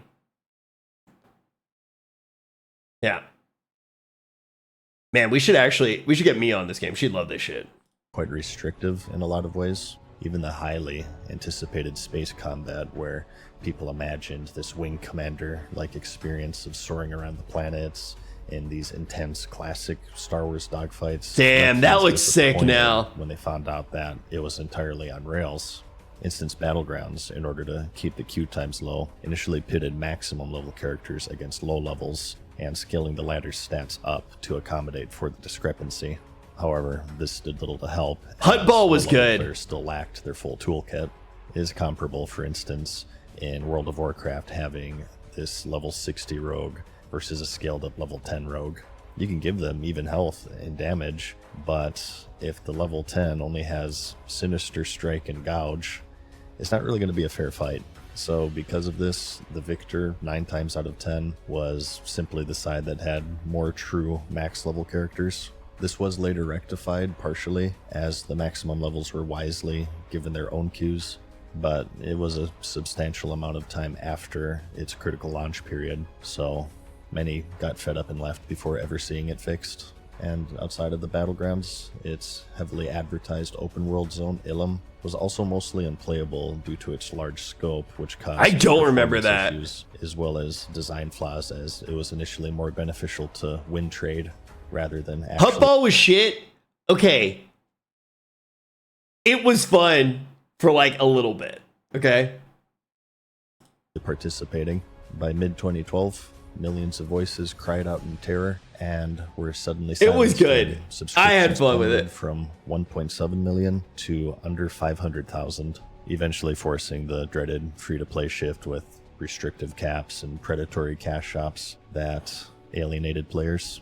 BioWare's inexperience with live service MMOs showed. The updates were slow, bug fixes were delayed, and promised features like the ranked war zones arrived late. The game was and continues to be great at drawing in players who enjoy their more single-player experiences, Yeah, such as... I think if you ever want to play a single-player Star Wars game, this is still on the table. I think as an MMO, it really didn't do that much crazy shit. I don't remember if the gearing was good. I'm pretty sure most of the classes were literally one-to-one ripoffs of World of Warcraft. Can anybody back up if there were more one-to-one ripoffs of World of Warcraft classes? Yo, thank you, L Devil. Because like the sorcerer was just elemental shaman. Nah, they weren't. Okay, so it was just the sorcerer. But hey, look, the storylines are fucking phenomenal.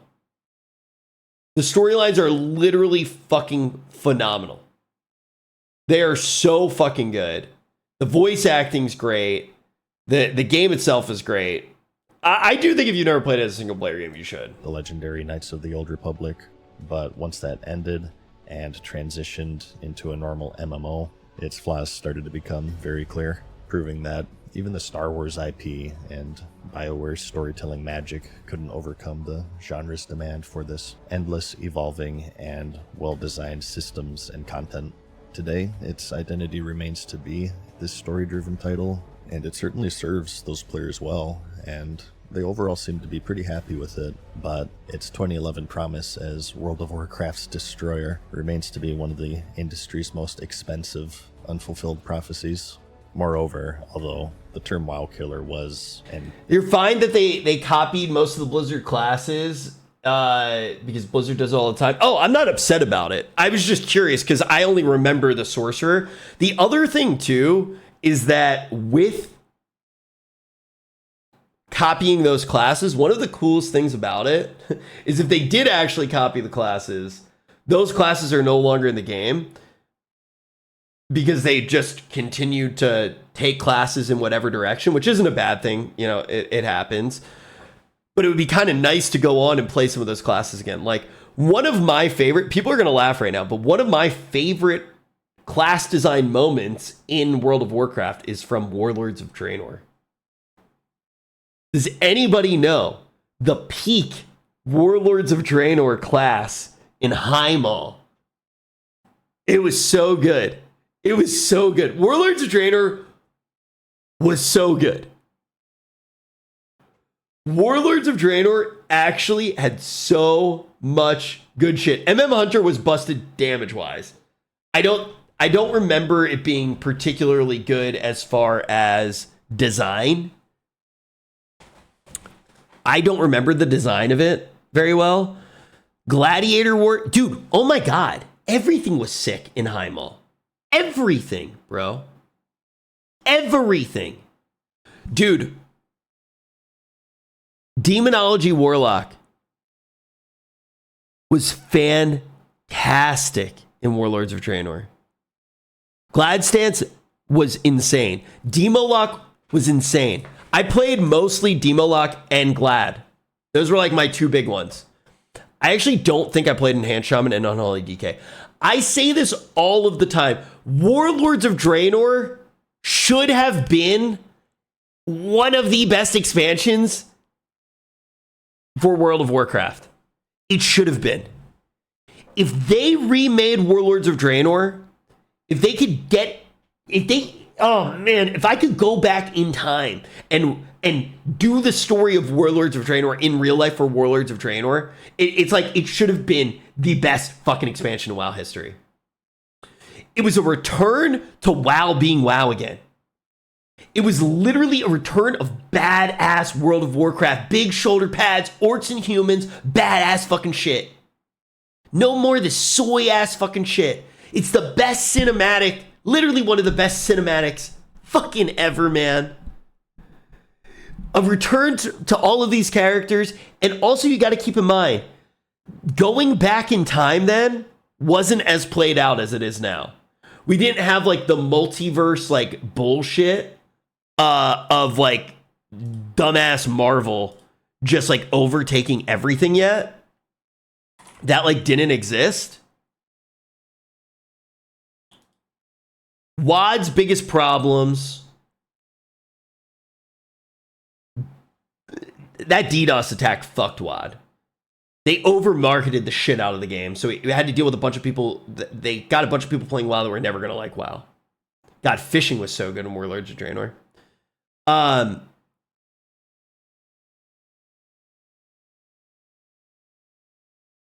The other issue was not enough content in garrisons. If all of the content that was supposed to be in Warlords of Draenor was in Warlords of Draenor, it would have been one of the best expansions to ever happen. WoD launch was rough. Do you remember trying to make your garrisons the first day? I mean, do you remember why it was rough?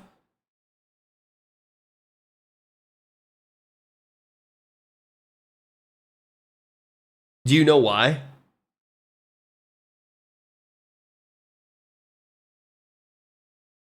Wait, the shitting yourself guy still streams?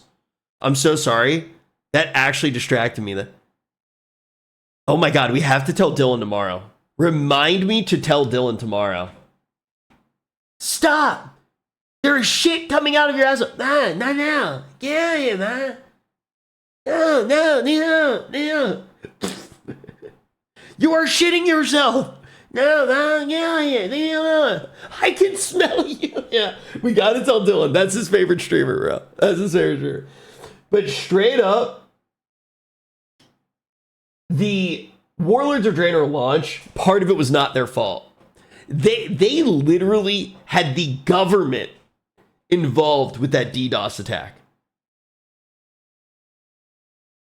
The government had to get involved. It was it was a DDoS attack of that scale. And it made for one of the worst launches that I think Blizzard ever had.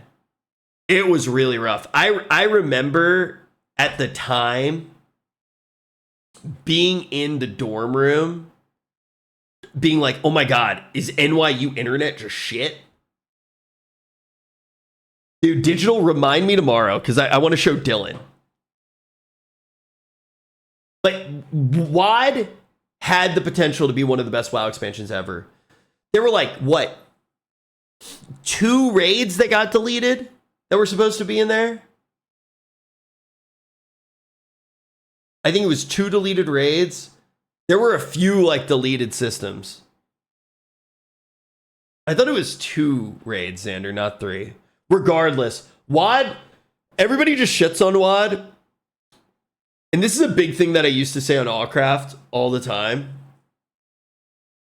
Oh my God, you're right. It was supposed to be Zangarmarsh Shat and a Black Temple. Yeah, Lyrics, she went to sleep.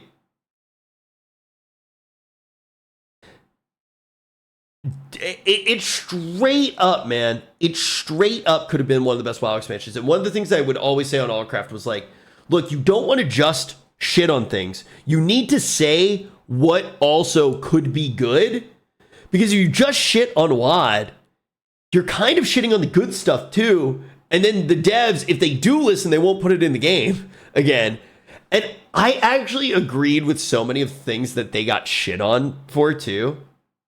No flying actually would have been healthier for the game. If you could remake WoW today, you would take out flying, except in very special zones, potentially. Like, you could keep flying in, like, special battlegrounds. And you take out transmog. They both ruin the game. I genuinely think that if they make a WoW 2, let's leave WoW 1 for soccer moms. Keep pushing it. It's for this is the thing that's so crazy about it. Retail WoW is for soccer moms and for the sweatiest nerds ever and nothing in between. I don't know if Tips is still here. He can back me up on this. Tips and I played WoW, okay, with Dylan. And Dylan and Tips were tanking, which is fucking hilarious. It was actually so fucking funny. Just 2 very different human beings. There are two people who are in very different places with WoW. And then it was a bunch of my like normie friends. And I remember at one point in the game, little guy, I'm being somewhat dramatic, right? I'm being somewhat dramatic. I don't know if you're a soccer mom or not, but you might be. At one point, we're trying to do a raid boss, and my buddy Gulliver is playing Shaman, and he goes, look, everybody, I'm Moses. And he keeps hitting Thunderstrike, the buff that hits your shield, and he's walking around in a thing so he looks like Moses. His character looked like Moses, and the thunder keeps like hitting his shield. And we're like, dude, we're trying to fucking clear the boss. He's like, look, I'm Moses. And he just would not stop doing it, bro. It was fucking wild. But the issue with the game is now is it's so hard to just play with friends and have fun. And there's not like a clear track where you can play with your friends and they can start getting good at the game. And then you make it to the end game like there used to be. And because you play the patch now and not the expansion, if you're stuck in that early raid, you can't dramatically like start to outgear it and then clear it to make it into the new one. Like there's so many problems. I don't think woke killed the game is like a good enough explanation. If you take out all of the fucking random shit that you could sit down and try to call woke, yeah, they're bad. There is some stuff with that is like bad. But if you take all of it out, the game still sucks. Right? The game still sucks. But WoD had a lot of good stuff. Period. But oh yeah, what I was saying with retail, really quick before we hop back into the video. Basically now it's like the Giga Sweats. Like, you need to be as good as like THD, Trill, or like Max to like have fun in Mythic and pushing keys, or it's like casual housing stuff. If they make a WoW 2, I think that they could do some form of housing eventually. And transmog should only be available when you're in the housing zone. When you're out in the world, you need to put on your real adventurer clothes. I need to know what piece of gear you're wearing, because if you're a PvEer and you're standing on a mailbox on a fucking mount with big ass shoulder pads, I want to be you if I'm not that level. And I want to get into that stuff. When a new raid comes out, I want to get that fucking drip because I want people to know how fucking good I am. Transmog takes all of that away. And I think that that is a bad thing. I think it's a really bad thing. Is still used many years later. It was after the Old Republic that people began to really lose trust in that term, as the grave that was meant to be filled with Blizzard's giant was now overfilling with those who sought to succeed it. Which game is this? Well, this term was largely used by the individual Is this Ion? of the genre. The next entry on the list actually made ads about it, and that's Rift in 2011. Oh, Rift! Themed around this dynamic world where I never played Rift. Was Rift good? rifts tore open spontaneously, spawning invasions that demanded server-wide Yeah, Piece of Panic. I think that's a good point. Developed by Treon Worlds and powered by a custom engine, the game promised to evolve the theme park formula with reactive events. This looks kind of cool. Escalate into zone-wide wars if ignored, and they would trigger boss spawns and drop powerful loot, as well as serving as a way to level up to break the monotony of the standard MMO questing. The marketing was pretty direct, using the tagline, "You're not an Azeroth anymore." Damn, And that's it was crazy. fairly effective with pre-orders topping Can you say that? 500,000 and over 1 million accounts activated within the first month. Not quite as intense as previous entries, but still quite notable.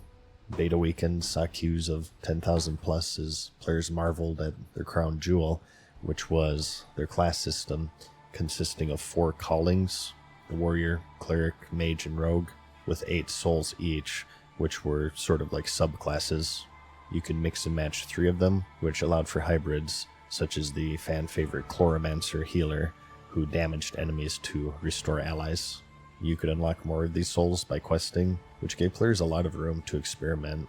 This guy sounds like he'd he could talk you through it. What do you mean? Really care for its rather rigid class system. Exploration would also be a key selling point. Hidden items called artifacts were spread throughout the Chronomancer? world, That's why I which play in could be traded D&D. for vanity items, encouraging players to go off the beaten path and explore every corner of the rich world that they were advertising. As for the actual launch and introduction experience, it was uncharacteristically smooth. Isn't this blanket for an MMO. so cool? Players jumped in, conquered Mia rifts, got this for me for my built their birthday own 2 years ago. classes, and explored the nooks and crannies of the world. And they did the standard gameplay of what was expected of an MMO. Giving players a Harpoon, we're gonna very get stuff set up in the experience. Discord soon. That sounds all I haven't well been in and the good, Discord in like 3 years, but like I am actually this setting is it up what soon would to have prevent game it nights. from overtaking Napple, thank you very much for the Warcraft. prime. Rift suffered the same fate of some of the others. I'm not gonna lie, you guys can make fun of me. Really bad by any I miss means. her when she goes to It was sleep. just another MMO that Is that didn't really embarrassing? have enough innovation to overtake the genre, as it left players with an extremely familiar yet unremarkable experience. The dynamic Rift events, which the game was named after, couldn't escape the fate that Simp. all MMO Yeah, true. face. Mod that guy. If you do something enough times, i.e. hundreds, it will eventually become repetitive. They ended up being less innovative than players had hoped. with Cock. some Yeah, even true. labeling them as a rehash of Warhammer Online's public quest system. They spawned on timers. You want to know something creepy that she does? And And it's actually creepy. Yo, EU, thank you very much for the 2 months. I'm not even trying to read that because I can't figure it out. Thank you very much for the 2 months. Guys, thank you for all the primes. Dude, she takes pictures of me when I'm asleep sometimes. Isn't that crazy? She'll like take pictures of me when I'm asleep. I think that's kind of creepy. Like, who does that? Syndicate, thank you so much for the prime. the loot Ewig, tables incentivized I will try to remember that, bro. footholds I will try to repeatedly, remember that. which undermined this ever-changing alive It's a world good that creepy, they were yeah, banking true. on. Again, it's not to say that they were bad, just not as game-changing as players had hoped that they would be. God, I love how that game looks. Rift looks system. cool. As players adventured throughout the world and they unlocked more and more souls, as promised, it gave them a lot of agency and power to True create their fat. own unique builds. It did end up suffering. Dude, it's so funny when you see somebody saying the first message and they just write a paragraph like roasting you. Like, yo, welcome to the stream, man. You're gonna fit right in. Like, it literally first time chatting, he's like, oh, boo-hoo, Mia Malkova takes pictures of you while you're sleeping. Wouldn't want to be you, bro. Like, just like absolutely fucking roasting me. It's like, welcome, dude, welcome. be sure to follow the stream if you haven't already. Yo, Mosh, thank you very much for the prime.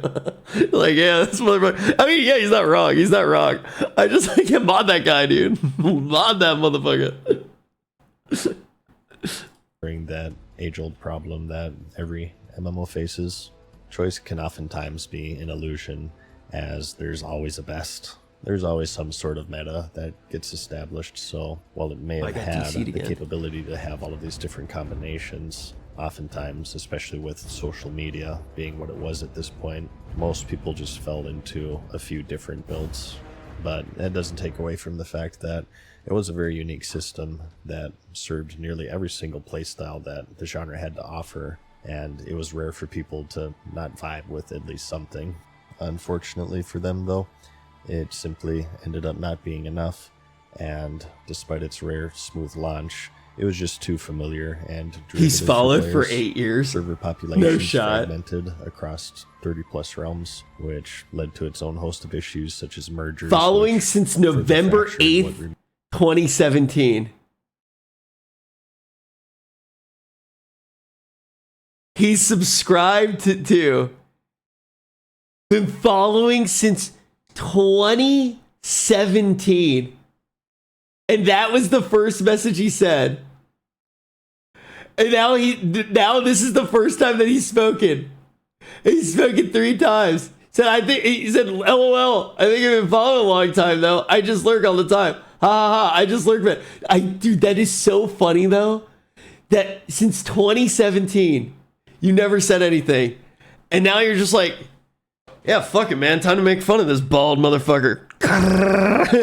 And you fucking got me, dude. And you fucking got me. You made me stop what I was doing and read what you said. You've clearly learned well, bro. You knew exactly how to fucking get me, man. He's been sitting there patiently till 2017. He's like the ultimate, like, rage bait kung fu master. He just, like, walked in.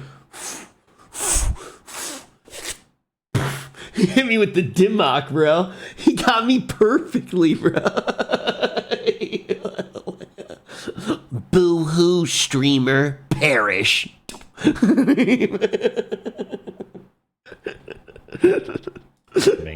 Somebody mod that guy, dude. Somebody fucking mod that guy. 1 million active in 2011. Holy shit, man.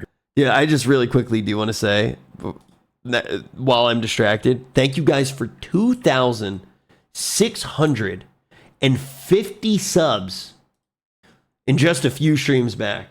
We actually might hit this 3K sub goal. Thank you guys. Seriously, thank you. And a big shout out, man. Thank you, Fappy Fap. Thank you for following since 2017.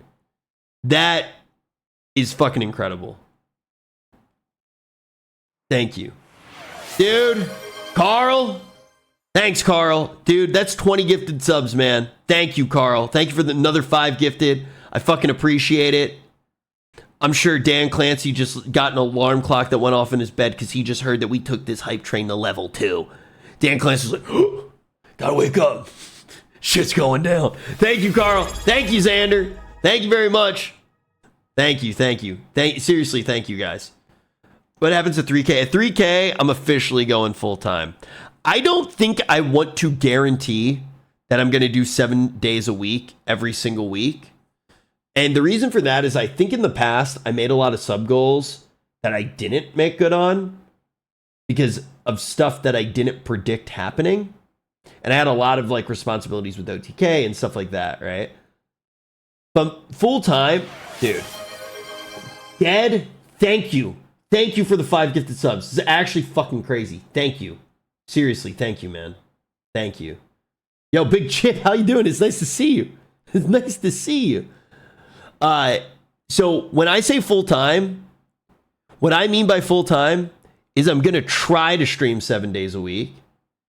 And if I'm not streaming, it's because I'm like working on the stream. Just stream your normal job. I don't know about all that, but maybe. Yo, Swaggy, thank you very much for the 2 months. Thank you. Yeah, like, so basically I didn't stream yesterday, right? I took yesterday off. The reason I took yesterday off was because I was backlogged with my normal job. So I worked really hard to get caught up.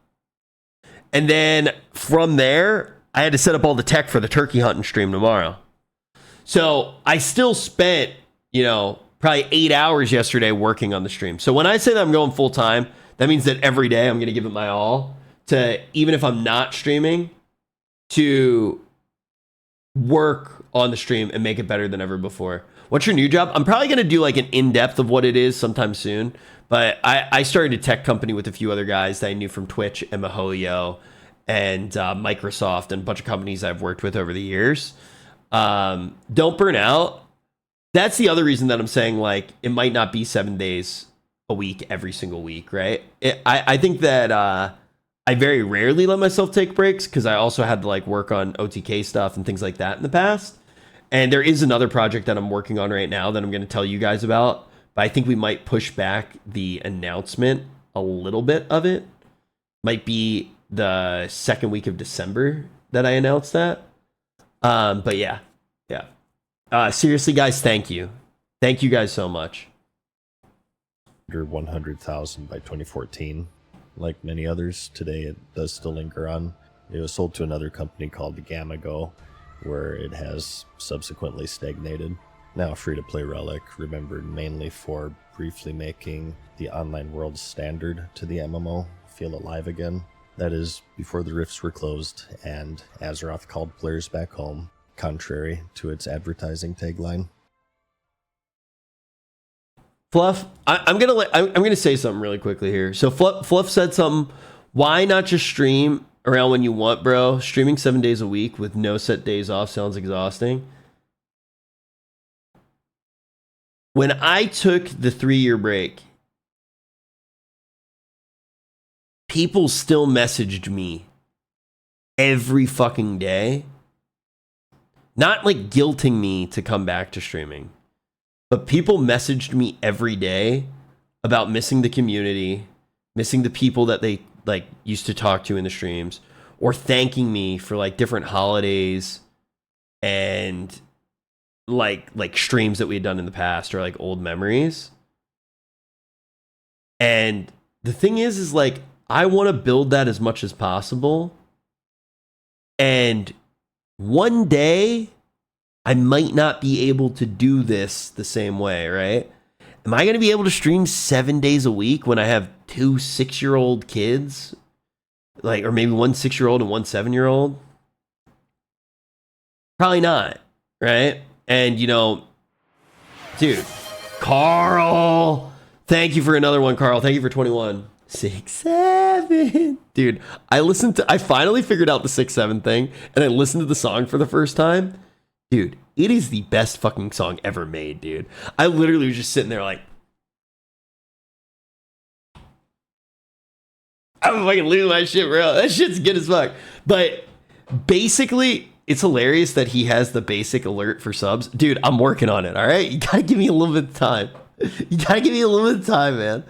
But yeah, I mean, me and I are actively talking about, you know, like the big steps in life. We were actually already planning on, we actually had the full conversation and we were ready to go. And then my dad passed away. So I actually do kind of like look back and I feel kind of lucky because I had told my dad about it before, like right before he passed away. So he passed away like knowing how good stuff was and like how happy I was and like that I was planning that, which makes me feel really good. What do you name? I do plan on that, Digital. Yeah, I do actually plan on that. But yeah, no, I'm covered. I'm doing fine. My dad passed away a little while ago. I was just telling it like kind of a little thing. Yo, Blaze, thank you very much for that Twitch Prime. Yeah, no, I mean I'm doing okay, but basically that pushed us back a little bit with when we were planning to do stuff because I really needed some time. And yeah, I very much I want to stream as much as possible and make the best content possible while I can, you know. And then when I do eventually, when Mia and I do start our family and have kids, I don't want to like be stressed about people not understanding why I'm doing it or feeling like I didn't give it my all or something like that.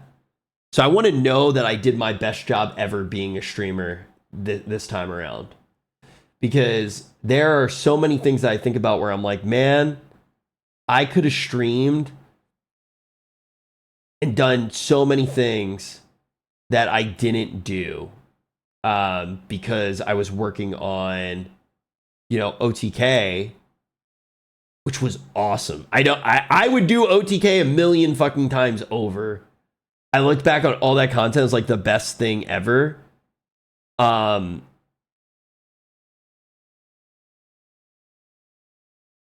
like, yeah, no, for sure. Awfulist says like just because you have kids doesn't mean you can't stream. 100%. But like, you get where I'm coming from, right? I'm not saying that I'm not going to stream. I'm just saying I'm not going to be able to stream 7 days a week, probably, right? So like, I want to do this and do the best that I can do while I can. And then when that happens, you know, then we'll go on to like the next thing, right? Bro, OTK, we made some of the best content that Twitch will ever see. Period. So that I look back on super fondly, but everything's an opportunity cost, right? When I was doing that meant I couldn't stream the way that I wanted to stream. And now I love like my formula for streaming. Like I love my formula for streaming. I know every single day I'm going live at 4 p.m. PST. I am going to start stream with Mia. We're going to react together.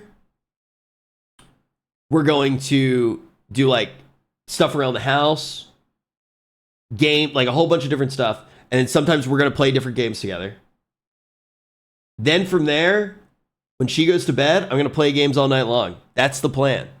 Some nights, maybe I won't play games as late, but that's the plan. And it's awesome. I love it. And I'm going to do a lot more things that I haven't done before with like some variety stuff with Mia, which I'm really looking forward to. Yeah.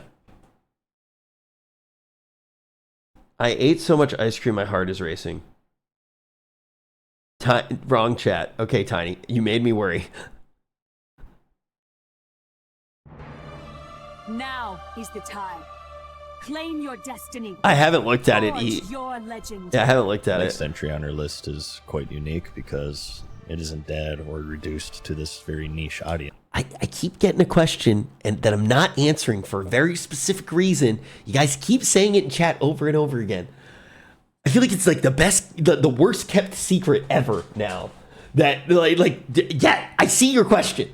Not answering. It's in fact found a pretty respectable. Wait until December 2nd. And it's carved out its own foothold within the genre. All right, the second week of December. Guild Wars 2, released in August of 2012. Developed by the veterans ArenaNet, Guild Wars 2 promised a living... Yeah, no, Mia should do a stream where she leaves me in the Gobi Desert. It aimed to stray away from the vertical style of progression that World of Warcraft had standardized, where resets were infrequent and invested... So this game... I feel like this game was pretty sick, and then it got better around the time of Lost Ark. I feel like around the time of Lost Ark, it got even better. Mattered many years after it was made. The combat would be its first innovation, blending a combination of tab targeting Mesmer PvP in this was like pretty fucking insane. and action style elements that rewarded. Is it those worth who playing stayed. now?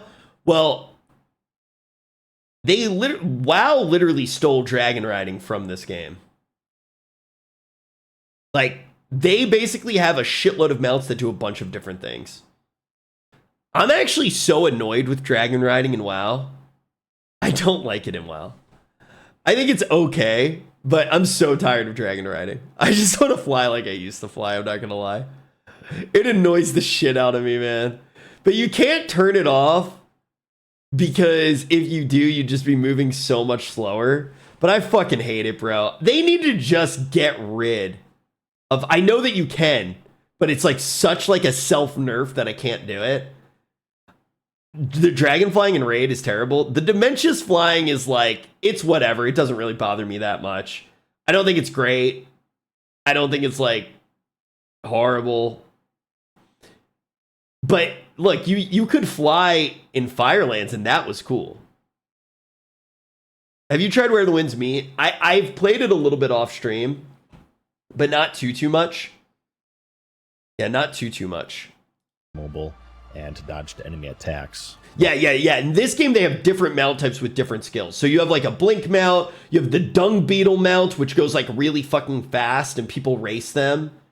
They have I think they have 3 different types of flying mounts. They have a water mount. They have a 2-person war mount.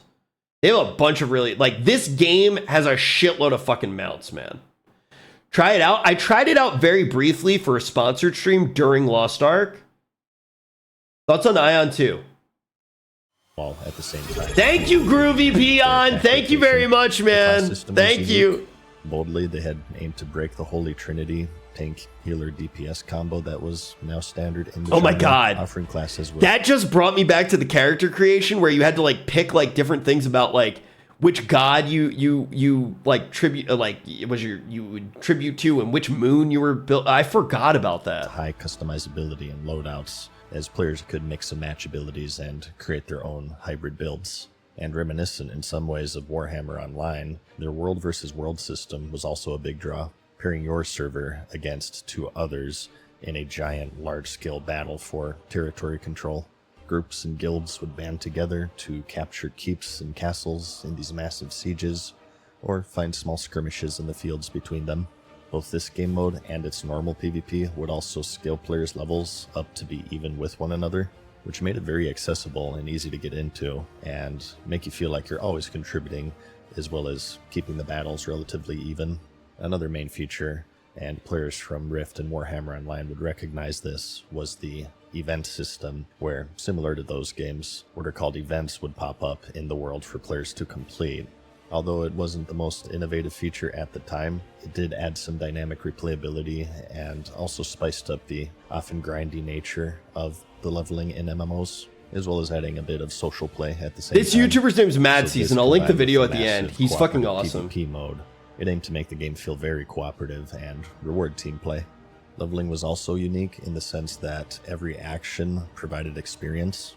Instead of questing, you could mine. Yo, thank you, items, Archerino. or complete achievements and challenges, which gave the player a lot of power to divert from the standard run-of-the-mill. I did play a lot of Final Fantasy XI, actually. I did. I actually played a lot of Final Fantasy XI on Xbox, funny enough. But I had a blast with Final Fantasy XI. Final Fantasy XI, I think in a lot of ways, was a better MMO than Final Fantasy XIV, and Final Fantasy XIV is a better single-player game. Questing experience. It was quite attractive for those who preferred the less combat-oriented elements of the genre. And all of this without a subscription fee. While there is Asmund and I are going to play against 40K eventually together. Genre, he played in 3rd edition. As it launched with the payment. So I'm going to teach him how to play 10th purchasing edition. The base game and also expansions, but foregoing the monthly payment in order to appeal to a broader audience that didn't want to commit so much to it. And so the game launched, and this is normally where I describe where things went horribly wrong, but it really didn't. It wasn't perfect by any means. It suffered some launch issues as any other MMO would, but things weren't so bad as to scare away the bulk of their player base like some other Yo, games what's in the up, studio. Done? It had a solid endgame, both PvE and PvP, The classes didn't feel restrictive and gave players a lot of freedom for experimentation. This is a cool game, honestly. Guild Wars 2 does look pretty good in this. Flight system in the entire genre, with World of Warcraft essentially lifting it in their Dragonflight expansion. And to top it all off, its focus on horizontal progression ensures that the time that players invest into the game retains a good amount of its value compared to many other games within the genre. Like everything else in this list, it failed to kill World of Warcraft, but it never really tried to. The sheer excitement surrounding it positioned it as the genre's future, but it was never marketed as a WoW killer such as with Rift. In fact, ArenaNet themselves even said that they didn't want to compete directly with World of Warcraft, as they were trying to make something different. What else did ArenaNet make? As today, the game for many is a good representative of what a quality horizontal progression MMO should be, and it continues to get expansions and updates, and continues to be a worthy and reliable source of fun for its players.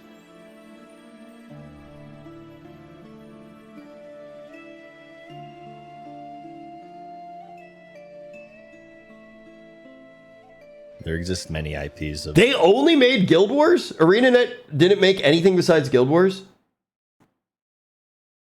Alright, WRL. Damn, I'm Kai Cenat, man. I'm actually so good at streaming in the modern era, man. WRL chat! Elder Scrolls, WRL. Yeah, I should join FaZe Clan. I should actually join FaZe Clan, man. I'm a W streamer now. WRL for ESO. WRL. Never played. Lots of L's, bro. Lots of L's. ESO. WRL. Elder Scrolls. Morrowind. Oblivion. Fucking phenomenal. Even the remake was fun. The remake was fucking good. Skyrim, steaming pile of dog shit. Elder Scrolls Online, I played on stream because of an Allcraft episode years and years ago. I think I played with, was it Summit who was playing a shitload? The thing that was weird about ESO was that you kept repeating the same dungeons at different points in the game, or like getting the same gear at different points in the game, which I thought was weird. The animation canceling was also very weird. But there was some shit in this that I thought was pretty good. Skyrim's not that bad. What did you not like about it? I think the Bethesda control scheme that they fell into was like incredibly lazy and not a good control scheme at all. I think the only thing that's valid about Skyrim is that it's baby's first MMORPG, which I actually do think is like a valid thing because I think it introduced a lot of people to an incredible genre. And you got a lot of people who really loved it later on, like loved that genre later on because of it. But I think that you had a huge world that was empty. And I think that the only thing that like kept Skyrim alive for people who play a lot of games is it had a really good modding scene. Varying genres that players feel would make great choices for. Damn, Kazi, that's a lot of time. Setting. At a certain point, one of the most popular was the world of Elder Scrolls by Bethesda. Instead of being caught in the shackles of a single-player campaign-driven experience. That's a good time to play a game, for sure. Was shared by players, with the classic quests featured in the leveling campaign, and the end game to be this classic, large-scale, group-oriented content. ZeniMax Online Studios would promise just that, with the unveiling of The Elder Scrolls Online. At this point, Skyrim had released just 3 years earlier, and it sold over 30 million copies, quickly reinforcing that it was a staple of the open-world fantasy RPG genre. But now, Bethesda had handed the keys to its most sacred franchise to a studio led by Matt Fuhrer, who is the architect of the Dark Age of Camelot. The vision, as was standard with the genre, was ambitious, to say the least. Players would explore every province from High Rock to Black Marsh and wage war in 3-faction PvP. Dude, I actually, like, any time that I hear a game has, like wide-scale PvP, like 30v30 and stuff like that, that's always my first indicator that it's dog shit. I don't know what it is. There are not very many games that like actually did it and it was not dog shit. Dude, thank you so much. What is the clip? I'm scared to click on this clip. But for 10 months, how bad could it be? Back to media share. Oh my god, I remember this. I was so tired. Oh, I don't think it's cool to fuck with people when they're sleeping, unless they've signed up for it. Oh shit.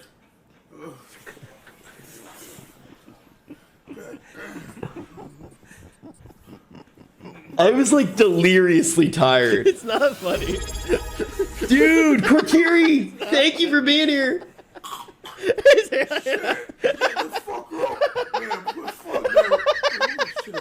Dude, I actually watched this clip last night. I'm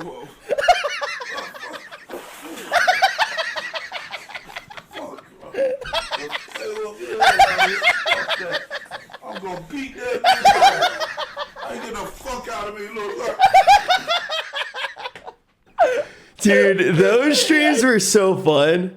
Dude, that's fucking crazy though. That's from 5 years ago. Back to media share. Not funny. So these are like the OTK days. I don't know what this timer was. I think it was like a 24-hour stream that I did. I think that's why I was exhausted. Dude, Moogie, I loved that backdrop. Mia, when we first started dating, made me get rid of that apartment. Wait, it was a 24-hour stream? Oh, this was COVID. Yeah, but I know that it's OTK times because the poster's there 5 years ago. But look at that, man. We have more subs. Act better than ever, man. It's actually fucking crazy.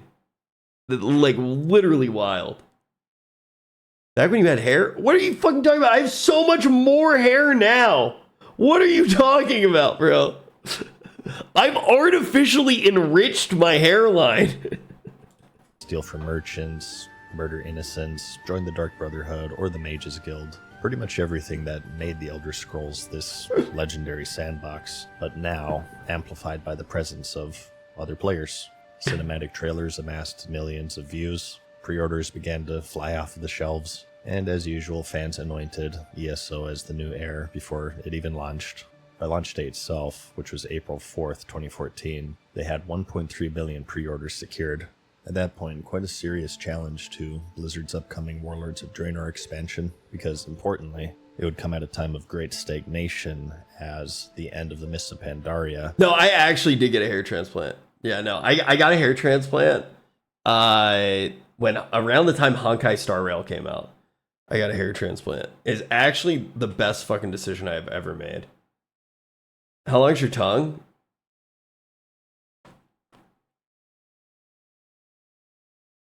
Nah, I can't lick my elbow.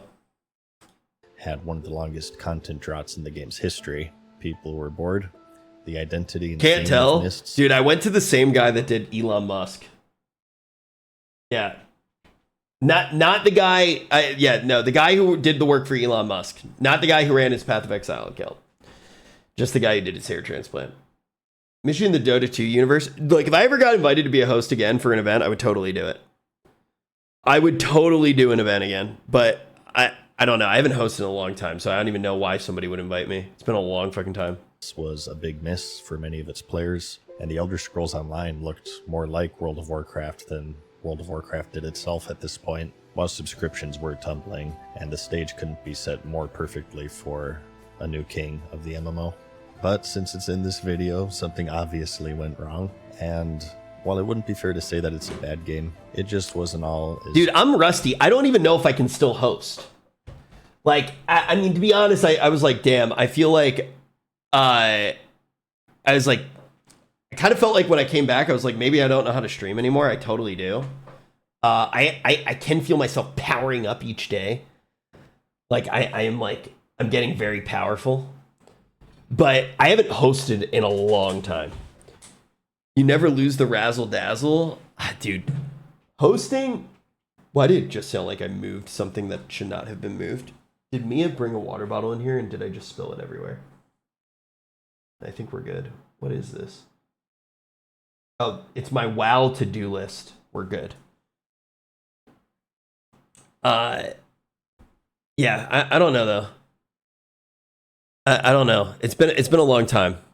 I kind of almost don't want to host because I'm scared I won't be as good as I used to be. It's kind of like almost like maybe I just like go out of the hosting kind of side of things on top and just like, because I genuinely, I do know as far as hosting went, I was pretty damn. The only thing that I would do, the one thing that I know that I'm definitely would be just as good at hosting as I ever was WoW as well. Because I have the most muscle memory hosting WoW. But I don't know. I don't know if I'll ever host again. I'll do something eventually, I'm sure. Even if it's just with Asmin and like putting together an event. Or even if it's with like Asmin tips and SFAN or something like that, you know. Great as people imagined it would be.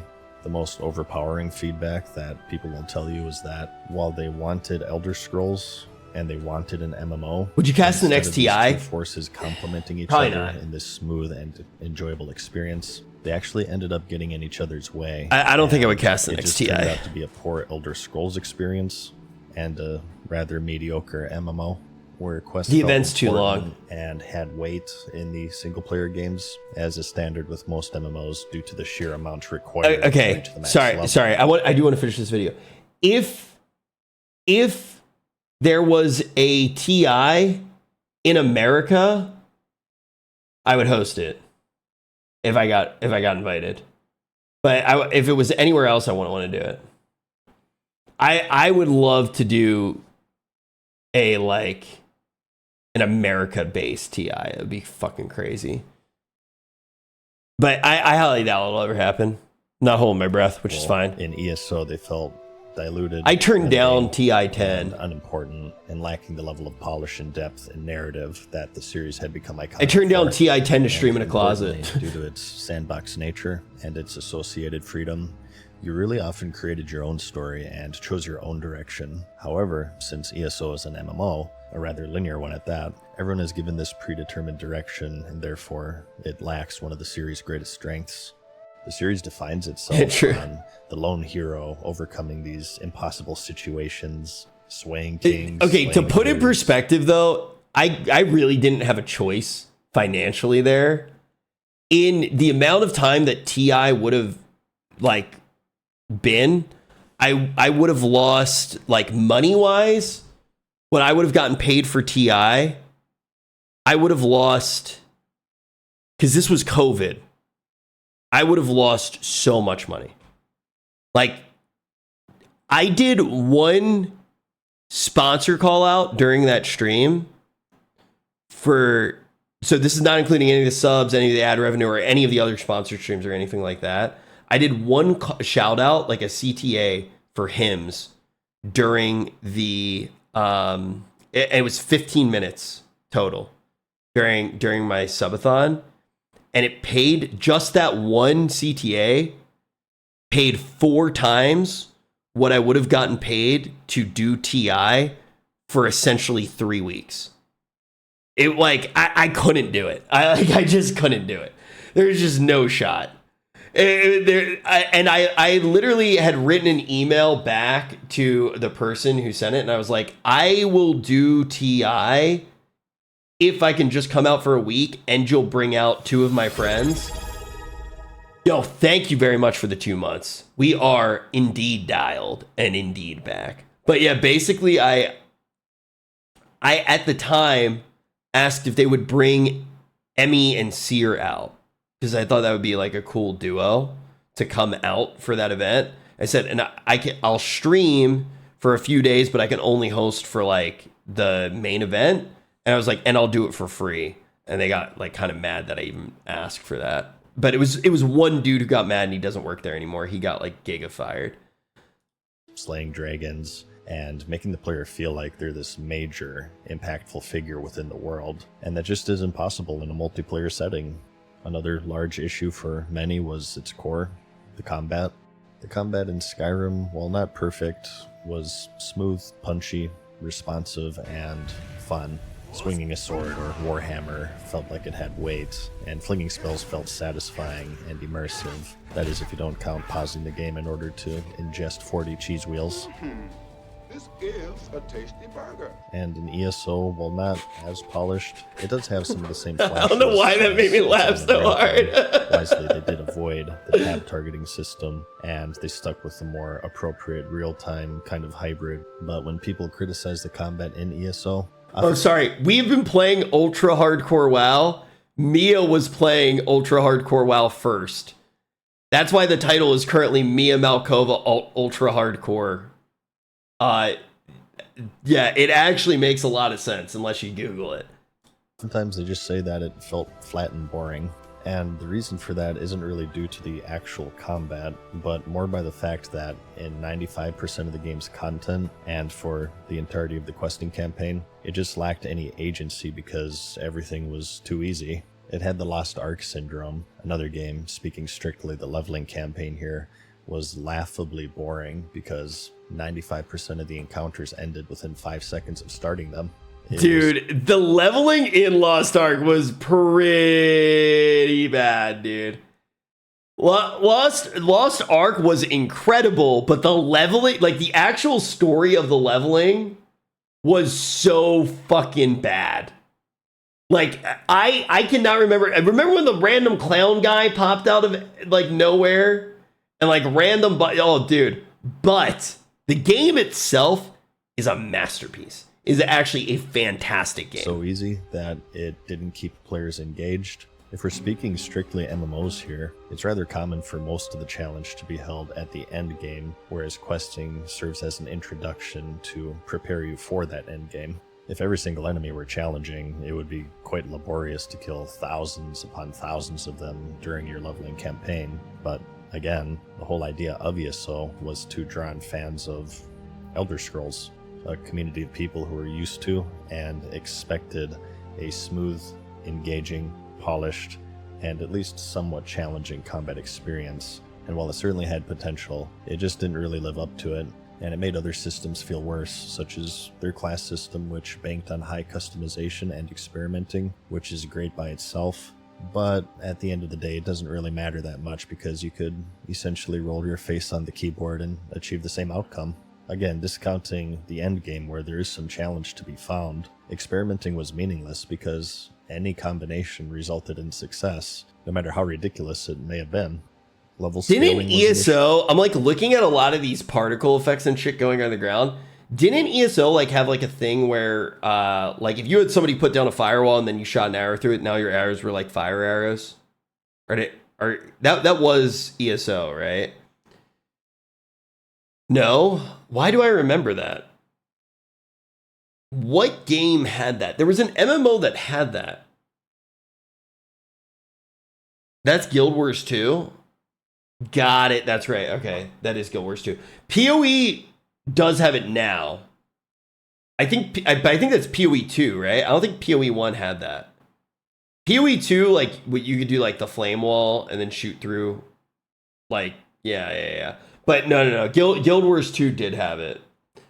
Yeah, it's pretty sick in PoE 2. I even like the ice wall. I found that one to be quite fun, too.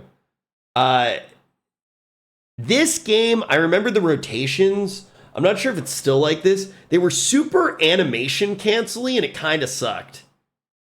I didn't love it. I did not love it. It was a little bit rough, if I do remember correctly.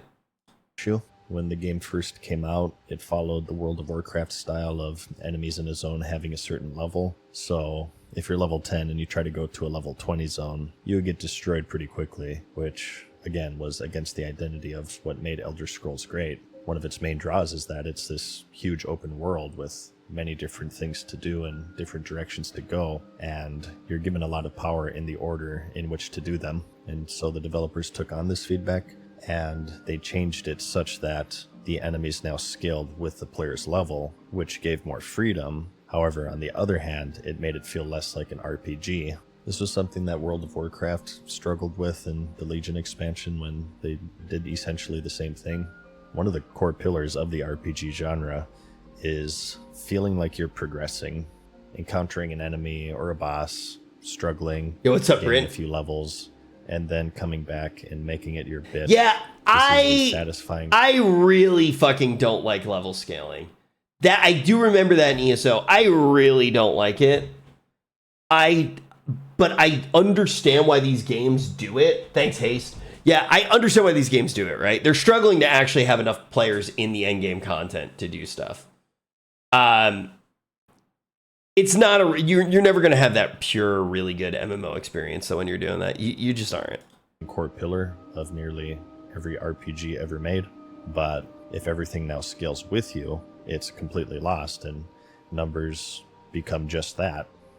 Numbers. God, I forgot how bad that the was in enemy has higher Legion, the numbers, scaling. Therefore, you've not progressed, which put into question the point of levels to The rest begin of with, Legion was as so it good, now but the becomes scaling this was so arbitrary bad. carrot to chase.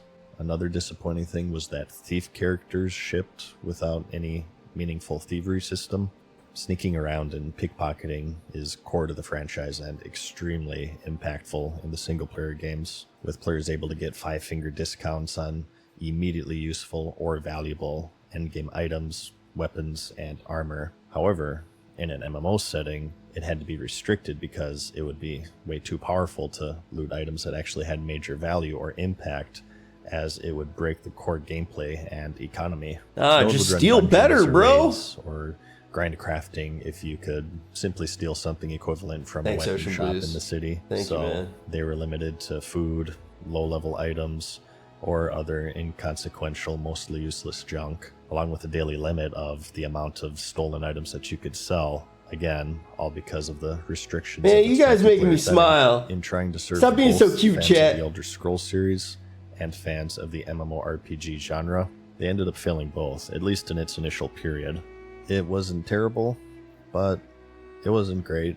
Similar to Rift, it was just okay, and okay Dude, wasn't what is enough that to flushed keep players emote? hooked in any It's so major way funny. in what was then a very oversaturated genre. All of this, combined with controversies such as locking access to the most popular Thank race you, through it's done. trials to a more expensive special edition, severely hindered that critical launch period, which is a shame. That's a because good-looking the box. game today, most agree, has Dude, you know what fucking sucks? I would still be buying World of Warcraft Collector's Edition boxes, but you actually just pay to lose with those. Because then you just have to buy the box, wait to fucking get it in person.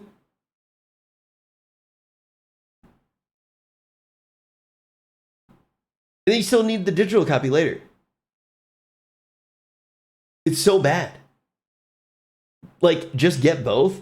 That's like $300, $400. It's crazy. Dude, I still have all of my Burning Crusade Collector's Edition stuff.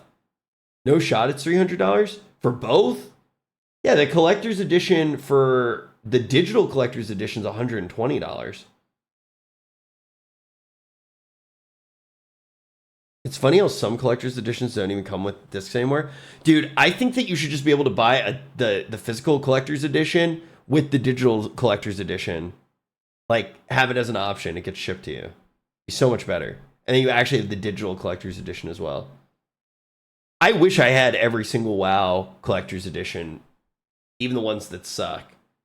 I still have all of the stuff. I have the Azure Whelp. I remember my mom working so hard to get that for me. It means so much to me. I still use the mouse pad. I just took it off now that I'm streaming again because I'm using it so much and I don't want to wear it down. I fucking love that mouse pad. I literally love, dude, I love all of that shit. Yeah, sorry, I was stuck on my blanket. Improved drastically since its launch. It still releases expansions. And Dude, it has NZ, respectable thank you very audience. much for that And Prime. Who knows what the future may hold, but these limitations were certainly enough to keep it from impacting World of Warcraft in a major Dude, how many subs did we start the stream with tonight? because I just made the sub goal to 3,000 for full time. I didn't actually even look at how many subs we were at. Yeah, I feel like it's been like, it's crazy. Thank you guys. Like actually fucking nuts. We're already so close to 2,700 subs. I think we started below 2,500. Thank you. It really does mean a lot to me. Seriously, thank you.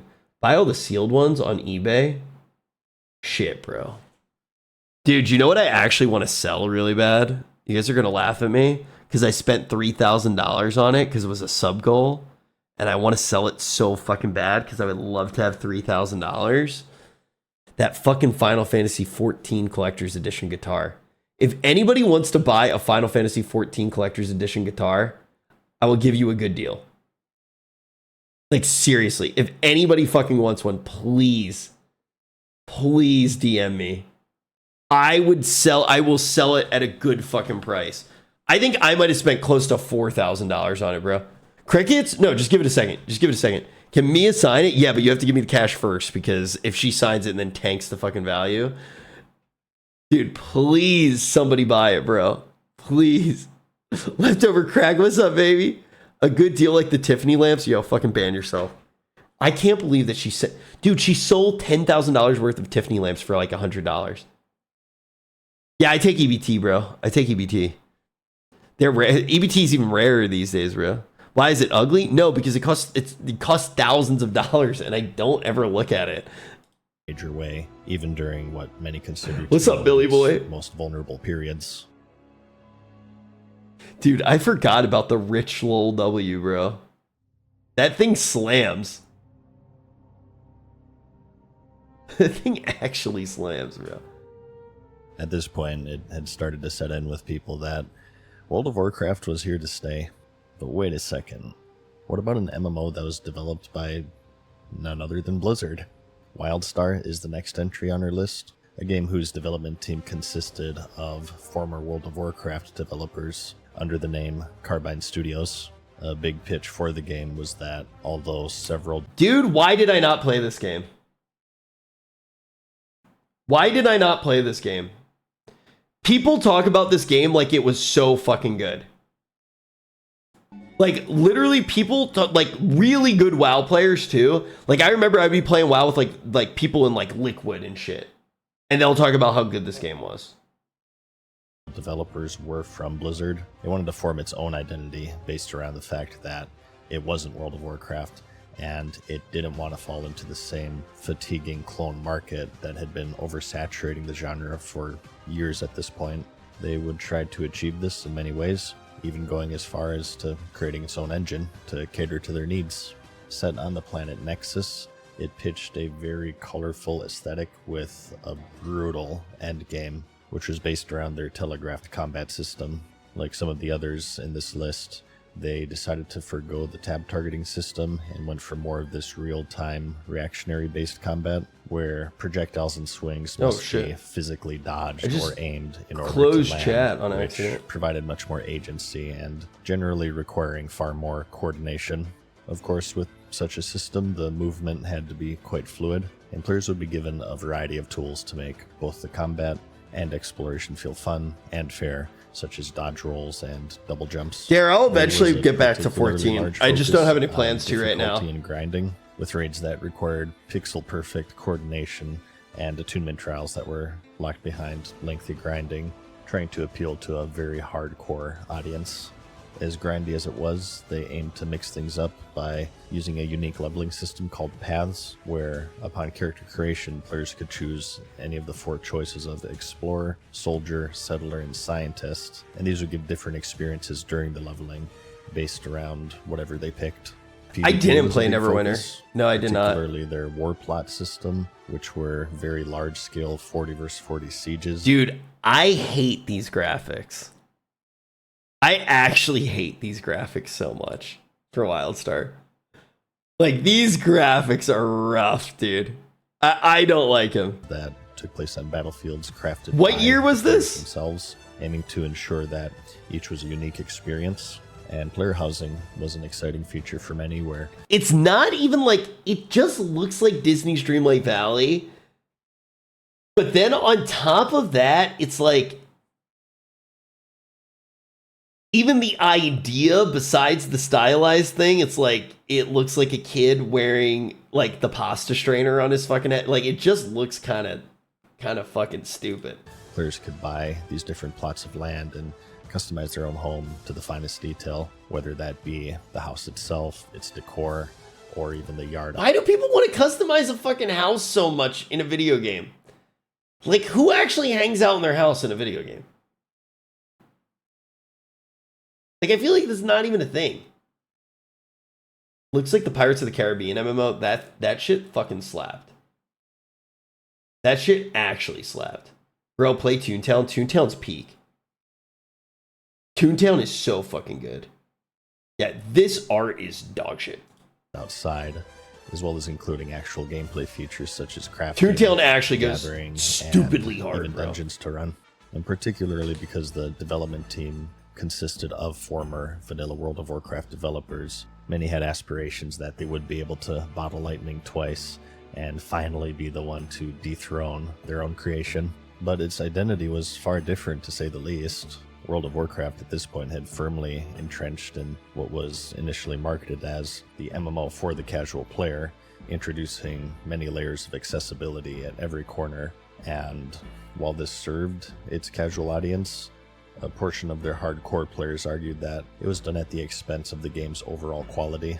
And so WildStar targeted these jaded veterans, promising salvation. I do think some of that shit, though, like, yeah, Dungeon Finder, you've been level 7 for 3 hours. Dude, this video's been awesome, okay? I went to get food.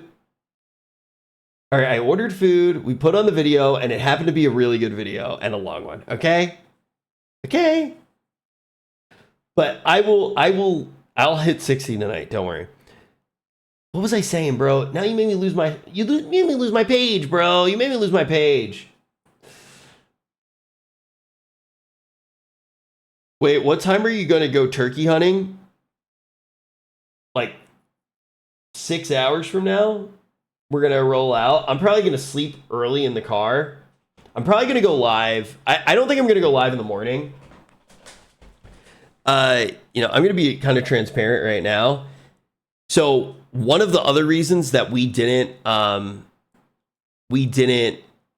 can actually move this down a little bit, give a little bit more game. One of the reasons that we didn't, so we didn't go live today for the turkey hunting stream because of the weather, but also I have to go shopping for stuff and we were going to stream that, but he has a sponsor conflict. So, I think we're going to just wait until 4 p.m., the normal stream time to go live, maybe a little bit earlier. Like I might go live a little bit earlier. We'll see. We'll have to see what happens.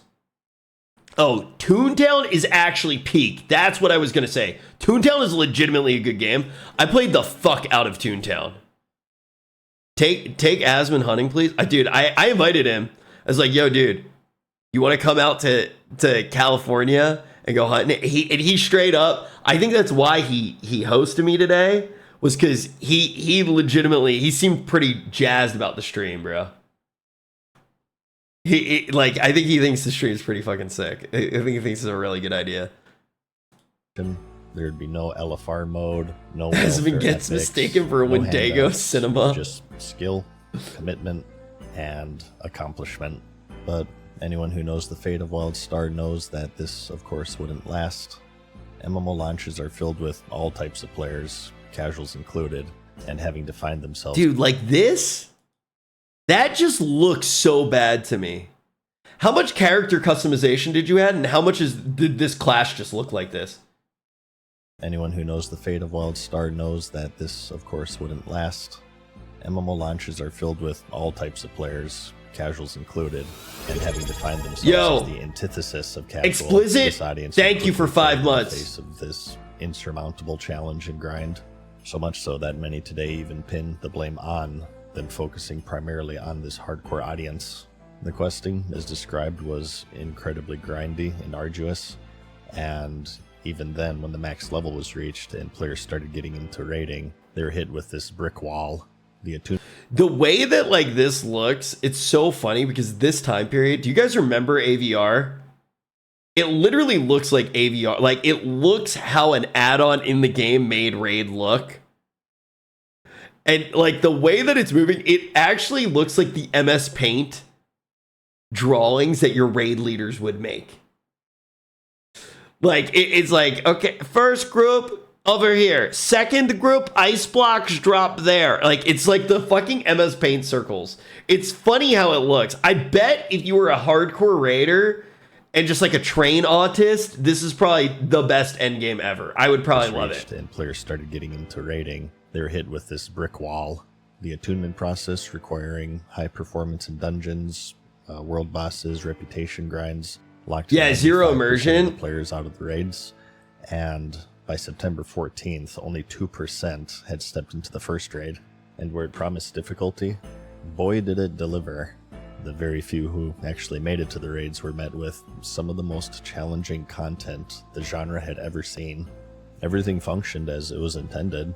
The fights were quite creative, and the custom engine really shined by implementing this fluid movement in order to handle the mechanics, but they were also brutally punishing, and God, this UI is hideous. With bosses even being buffed as time went on.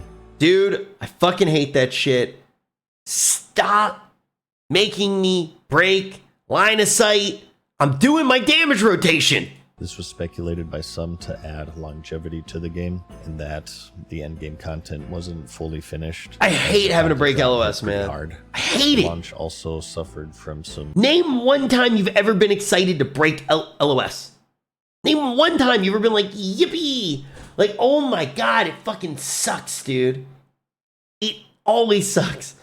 General hiccups. You can do it every now and then. In the MMO, there were plots. You do it every now and then. It feels like chunky and impactful. House crashing daily.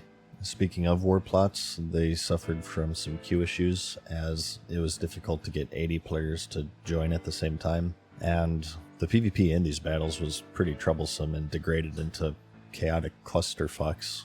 The problem with this telegraph system is that when PvP skirmishes got to a certain size, your screen would just become garbled with a mess of flashing red and players scrambling like chickens with their heads cut off, resulting in little strategy and a lot of rolling your face on the keyboard, spamming as many aliens. Dude, it's like, what are the little corn nuggets that are coming up?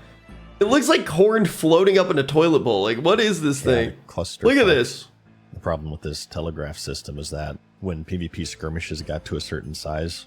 Oh, because all of the player abilities were also telegraphed. Got it. I knew that the telegraph thing was a thing in the game, but I was just like, oh, I thought every boss ability was just super telegraphed. But all player abilities were telegraphed in the same way, and you could see the player telegraph. That is a clusterfuck and a half. That is a visual bukkake unlike anything that I've ever seen. And I'm a very supportive boyfriend, and I've watched all of Mia Malkova's videos. Your screen would just become garbled with a mess of flashing red and players scrambling like chickens with their heads cut off, resulting in little strategy and a lot of rolling your face on the keyboard. Yeah, corn floating to the top of the toilet bowl. This is wild. I want you to tell me, what I'm your biggest fan, honey. I'm your biggest fan. God is he going said on from his here? chair. Oh, yeah, just dodge the red, bro. Come on, just dodge it. And so server populations hemorrhaged from 20 plus realms at launch. That is maybe the worst art style that I've ever seen in a video game. To 2 by 2015. They attempted a relaunch in September of the same year, but it didn't see much success, unfortunately. 2015. Carbine would lay off 70% of its staff in 2016. So it came out during what? Came out during WoW or early... And then they tried to relaunch during Legion? Or so they tried to relaunch it during Legion. NCSoft officially shuttered the studio in 2019, and Wildstars Chronicled is yet another MMO that failed to stay alive, let alone topple World of Warcraft. And many today cite Wildstar specifically in arguments between serving hardcore and casual audiences, with many concluding that at the very least, an MMO can't survive on the hardcore audience alone. And while challenging endgame content is certainly important to the genre, it can't be the sole focus. Jeez, bro. And every area of the game must have some level of polish to retain every type of player.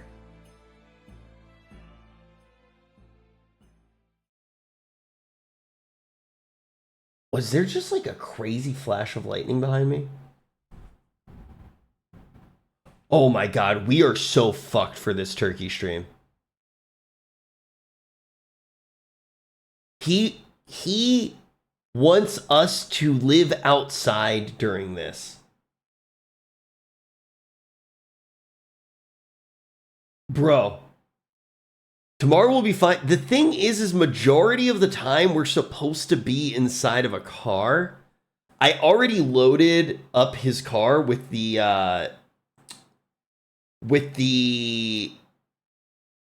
Starlink. Damn, I'm actually fucking scared.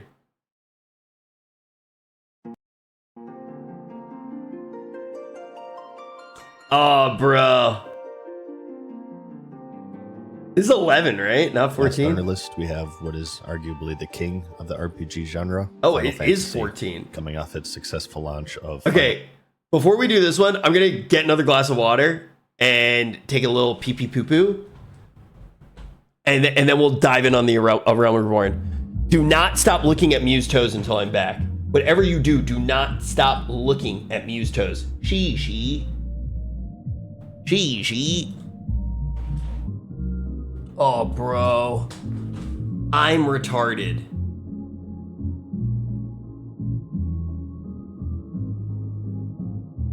I just did all of that to get a glass of water, and I fucking forgot the glass of water.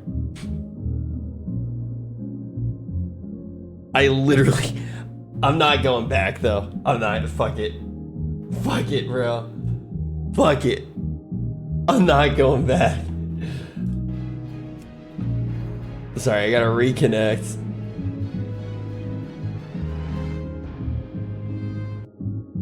Dude, how is this real life?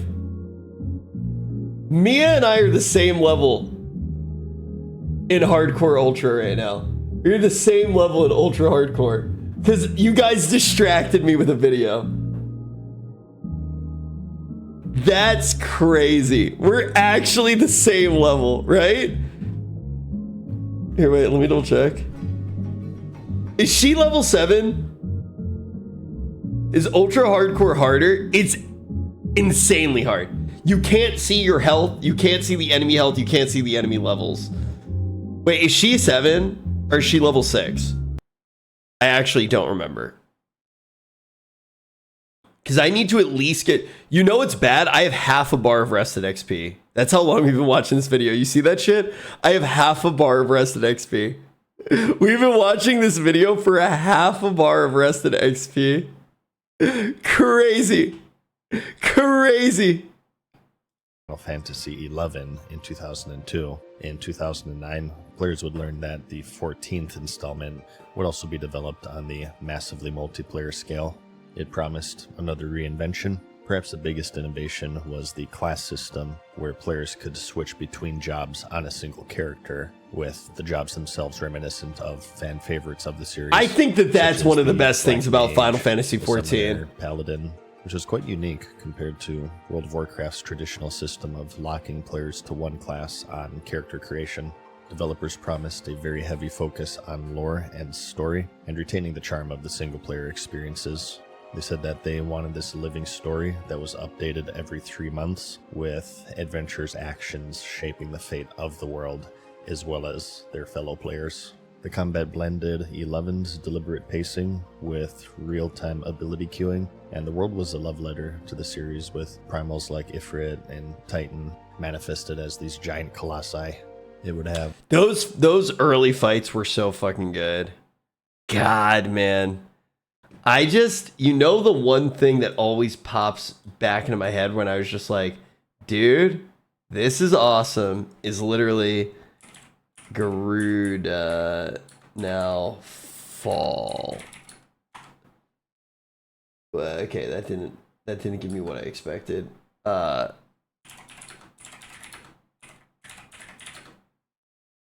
Where is it?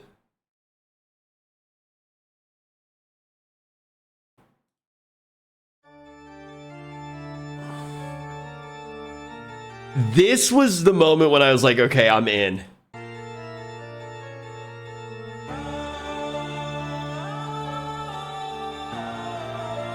Dude.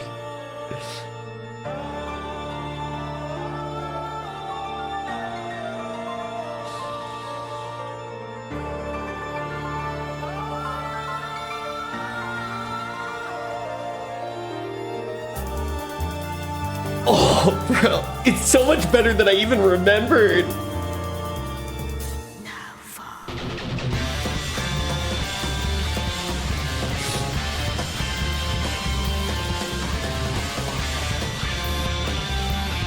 Dude.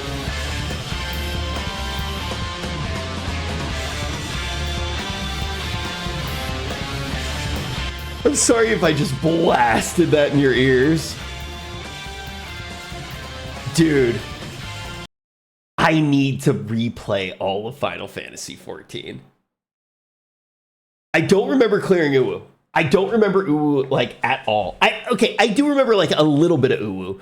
But I was just, like, Uwu was, like, so fucking fast, bro. Like, Uwu... and then I remember, actually, like... God, was it... I think it was Uwu. Wait, is Ukab... Uwu, I actually didn't remember at all. I like, really don't remember. Ukab, like... dude, Svi and I... at the end of the subathon, just were going into Publix and we were just carrying people through Uwu, though. So, like, Uwu, like, I actually did know the fight well enough that we were carrying random people in Publix. Ukab, I remember clear as day. I remember clear as day. I remember... Ah!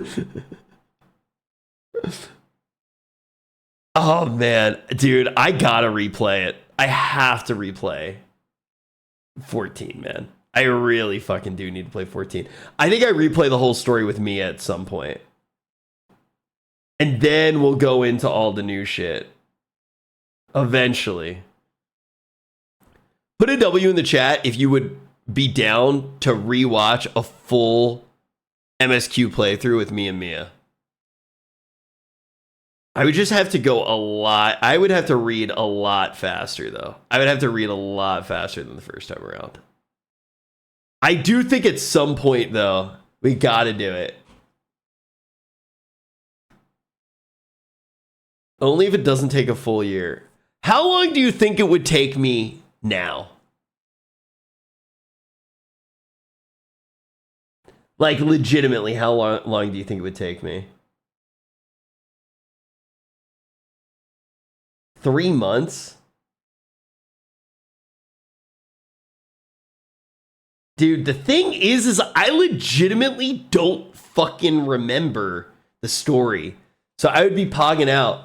And I think the thing is, I'd be pogging out and I'd be looking over at Mia and I'd be like, react harder. What the fuck is wrong with you? This is sick. React harder, streamer. React harder. What was that fucking one copy pasta? Like, this hurts and does not help. Mia, why aren't you crying? Cry, streamer. What was the fucking one where it was like, this hurts, it does not... What? Oh, God. Clears for ones don't happen. That's... Oh, my God. What the fuck was... Oh, my God. Congrats anyway. Oh, my God, dude. But congrats. But congrats. Oh, my God, dude. Did Mia ever play pen and paper with you? You mean like D&D? Dude, the thing is I remember that I love Emmett Selk, and I remember his magic card. I don't remember who Emmett Selk is. I don't remember any of it. I legitimately don't remember any of it. And don't spoil it. I'm just... When I stream... I get so fucking tired because I always stream for like way too long. And there's a lot going on. So I actually do not remember what happens. I remember him saying, remember that we something. Remember that we lived? I can't remember. I can't remember why Median was an emo bird who tried to destroy like the entire... I don't fucking remember. I literally don't fucking remember. I forget why there was that fat guy and I ate bread. And did you guys just hear me fart? I just farted. There's... I did not forget that. I did not forget that the critically acclaimed MMORPG Final Fantasy XIV has an expanded free trial, which you can play through the entirety, all the way up to A Realm Reborn, and award-winning Heavenly Sword with the Stormblood expansion up to level 70. Yep, I did not forget that. Yeah, no. Here's the thing. Here's the thing. Don't tell me anything. I want to be surprised. I want to be surprised. Dude, I remember freaking out and crying at some shit with... There was like some reveal with Graha.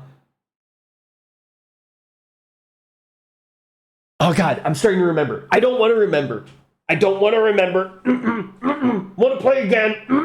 Want to play again for first time. Don't remember. Don't. Okay. You cried every stream? Suck my dick. You watched me cry every stream. That's even worse. Dude, I don't want to remember. I want to replay it for the first fucking time. I want to replay for the first... Dude, I'm a crybaby, though. I'm actually a crybaby. I think that I've cried every single stream that I've been... Is the thunder gonna stop? No, I think I've cried every stream since I've been back, besides tonight.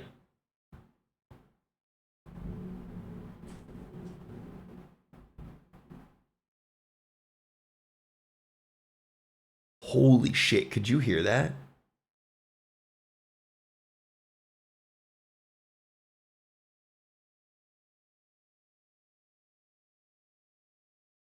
That was so scary, I almost hit the ad button, bro. Oh, wait. Mia's calling me. Give me 1 second. I am actually going to run an ad right now.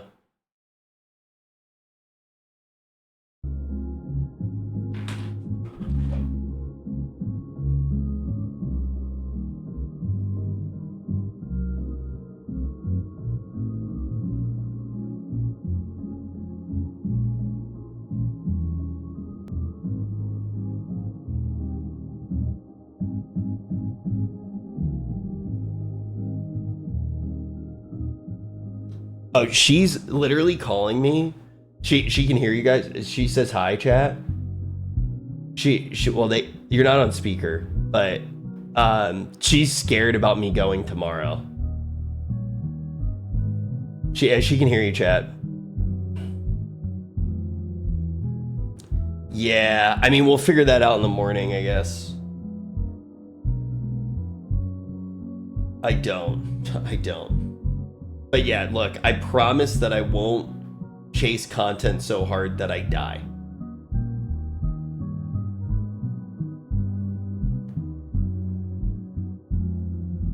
Yeah. No. Look. Yes, I will get sleep, honey. I will get sleep. I love you. Hey, I'll talk to you soon. Alright, love you.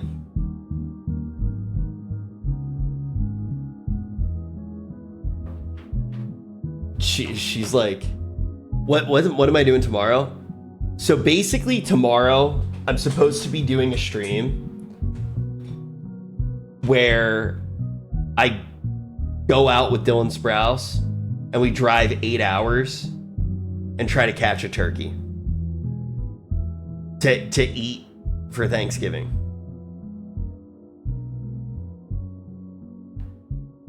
But this thunder's pretty crazy. Yeah, we're gonna catch a wild turkey.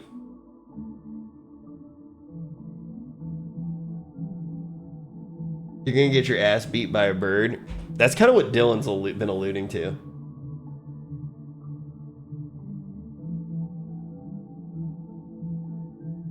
Yeah, be careful. Turkey's the hardest prey known to man. Dude, who here put a 7 in the chat if you have ever caught your own turkey?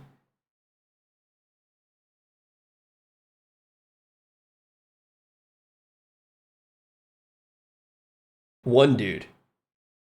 Are they the hardest? Stop with the 6-7s. Stop with the 6-7s. Here, wait. Let's finish this absolute cinema of this movie. We're at the very end. Player housing via housing wards, player orchestras, as well as the Golden Saucer to serve as side activities, promising a bright... Dude, the Golden Saucer. I just remember one day, I was playing the game, and Asma was like, he was streaming too, and he was all pissed off about something. It's like, dude, fuck this game, dude. What the fuck, dude? Fuck this game. And he ends stream, and then 2 minutes later, he's live on his alt account, and he's in the Golden Saucer. I'm just like, dude, what are you doing? He's all pissed off, and then he's just in the fucking Golden Saucer. That dude would do the jump puzzles in the Golden Saucer all fucking night, man. All fucking night. He's chocobo racing. He's playing fucking, what was it called? Triple triad? Bro, he would not stop fucking around in the Golden Saucer. And active future, and fans were quite optimistic from the success of 11, declaring that 2010 to be the year that the East would finally topple Blizzard. Everything was looking pretty good, and then the game launched.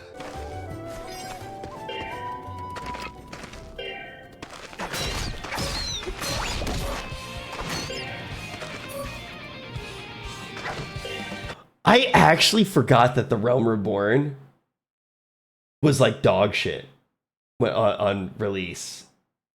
Well, it wasn't called a Realm Reborn, right? It was 1.0, and then it was a Realm Reborn. I forgot the entire documentary with, like the entire documentary. What was that documentary called? Where they go through all of that.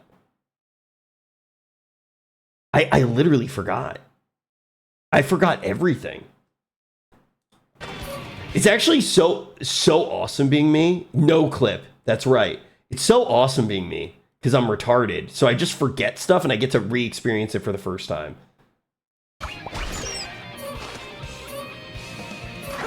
And my one eye is bugging me. The dream was shattered as it ended up sucking what was perhaps the biggest dick in MMORPG history.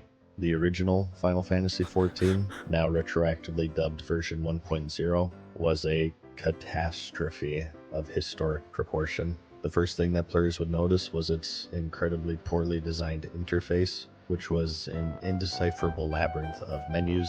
It's funny because isn't this kind of what Final Fantasy XI looked like? And I remember playing Final Fantasy XI being like, this is awesome.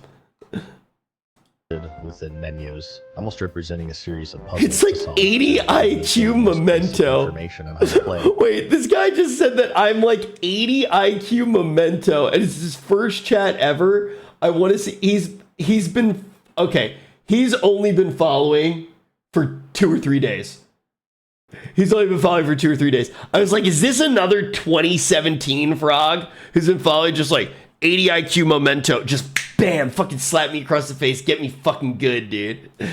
Every menu had a sub-menu. Every sub-menu mod the guy. had a Fucking mod him. And getting critical information such as item durability, stats, dude. or even things like buying and selling items was unnecessarily irritating. Even one of their most touted features, which was changing jobs, was incredibly awkward and time-consuming, as your character would repeatedly phase in and out of existence as it equipped different pieces of gear. The game initially had an auction house, instead using the player market feature, where that looks familiar to me though. But I think I did a conga line around that place. So instead, you'd have to investigate each vendor one by one, all the while trudging through menus and submenus, and then another submenu, only to find out that the only thing being sold are copper ore and pickles for a ridiculous price. Getting into the bread and butter of the game, the questing was quite monotonous. The world was Dude, Johnny Boy Silver for miles with little to no points of interest, and quests that required hell yeah, bro, minutes across empty plains to kill 3 ladybugs.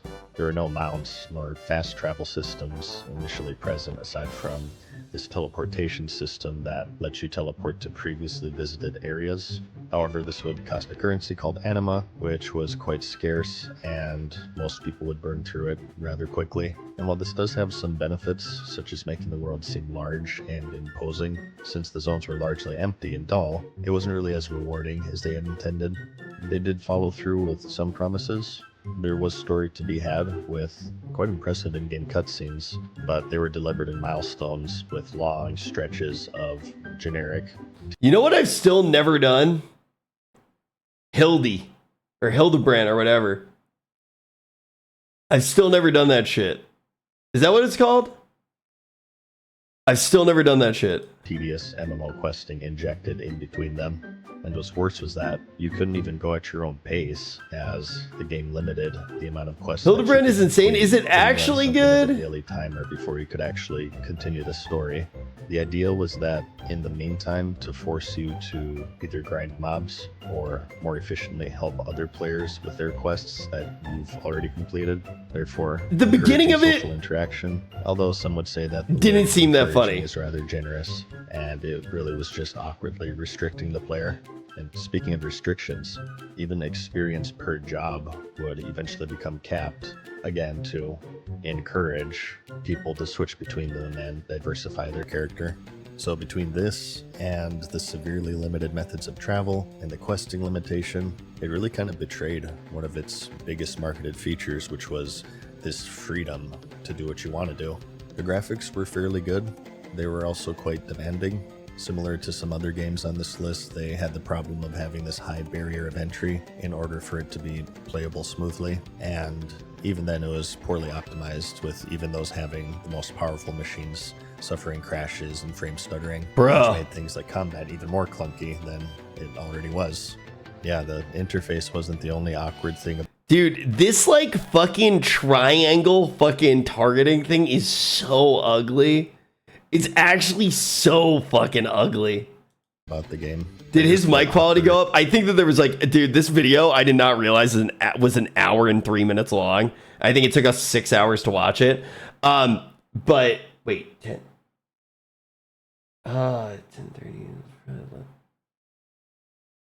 Did it take me 3 hours to watch this video?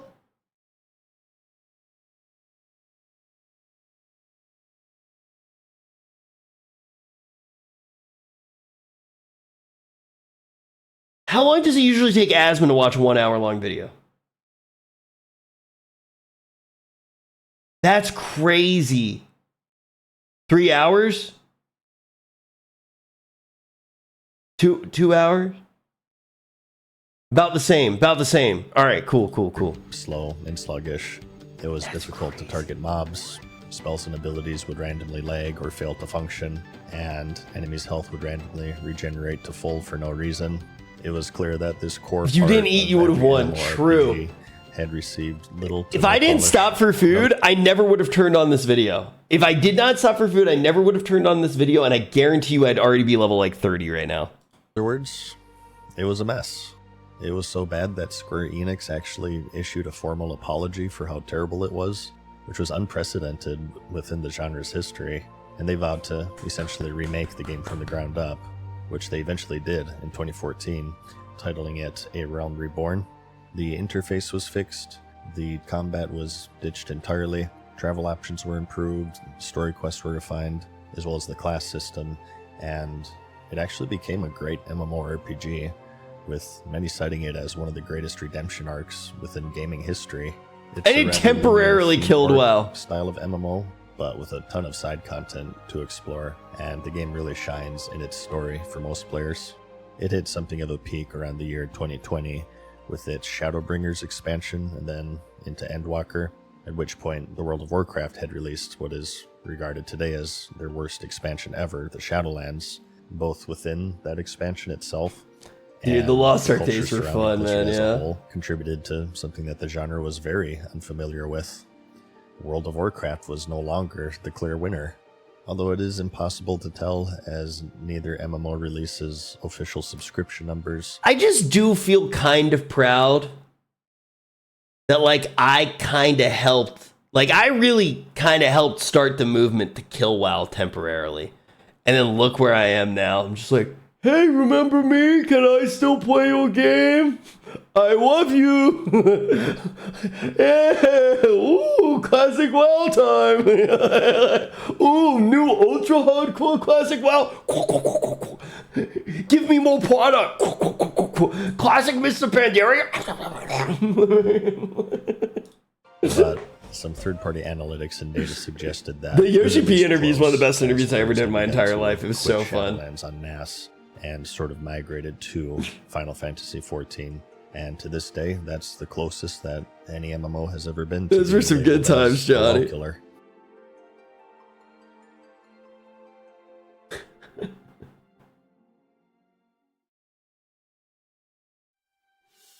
Damn. This has been a great video. And so concludes our coverage. Like I said, due to the amount of games in this video, I had to criminally underreport on some of them. I do want to say that failing to take down one of the most popular cultural phenomenons isn't really a statement on their quality. Many of the games listed here were and are successful in their own right, and a lot of their issues aren't even their own fault, especially in the cases of just bad timing on their release, or perhaps their publishers influencing them in negative ways. I think in the future I would like to cover these individually to give them the more proper respect that they deserve.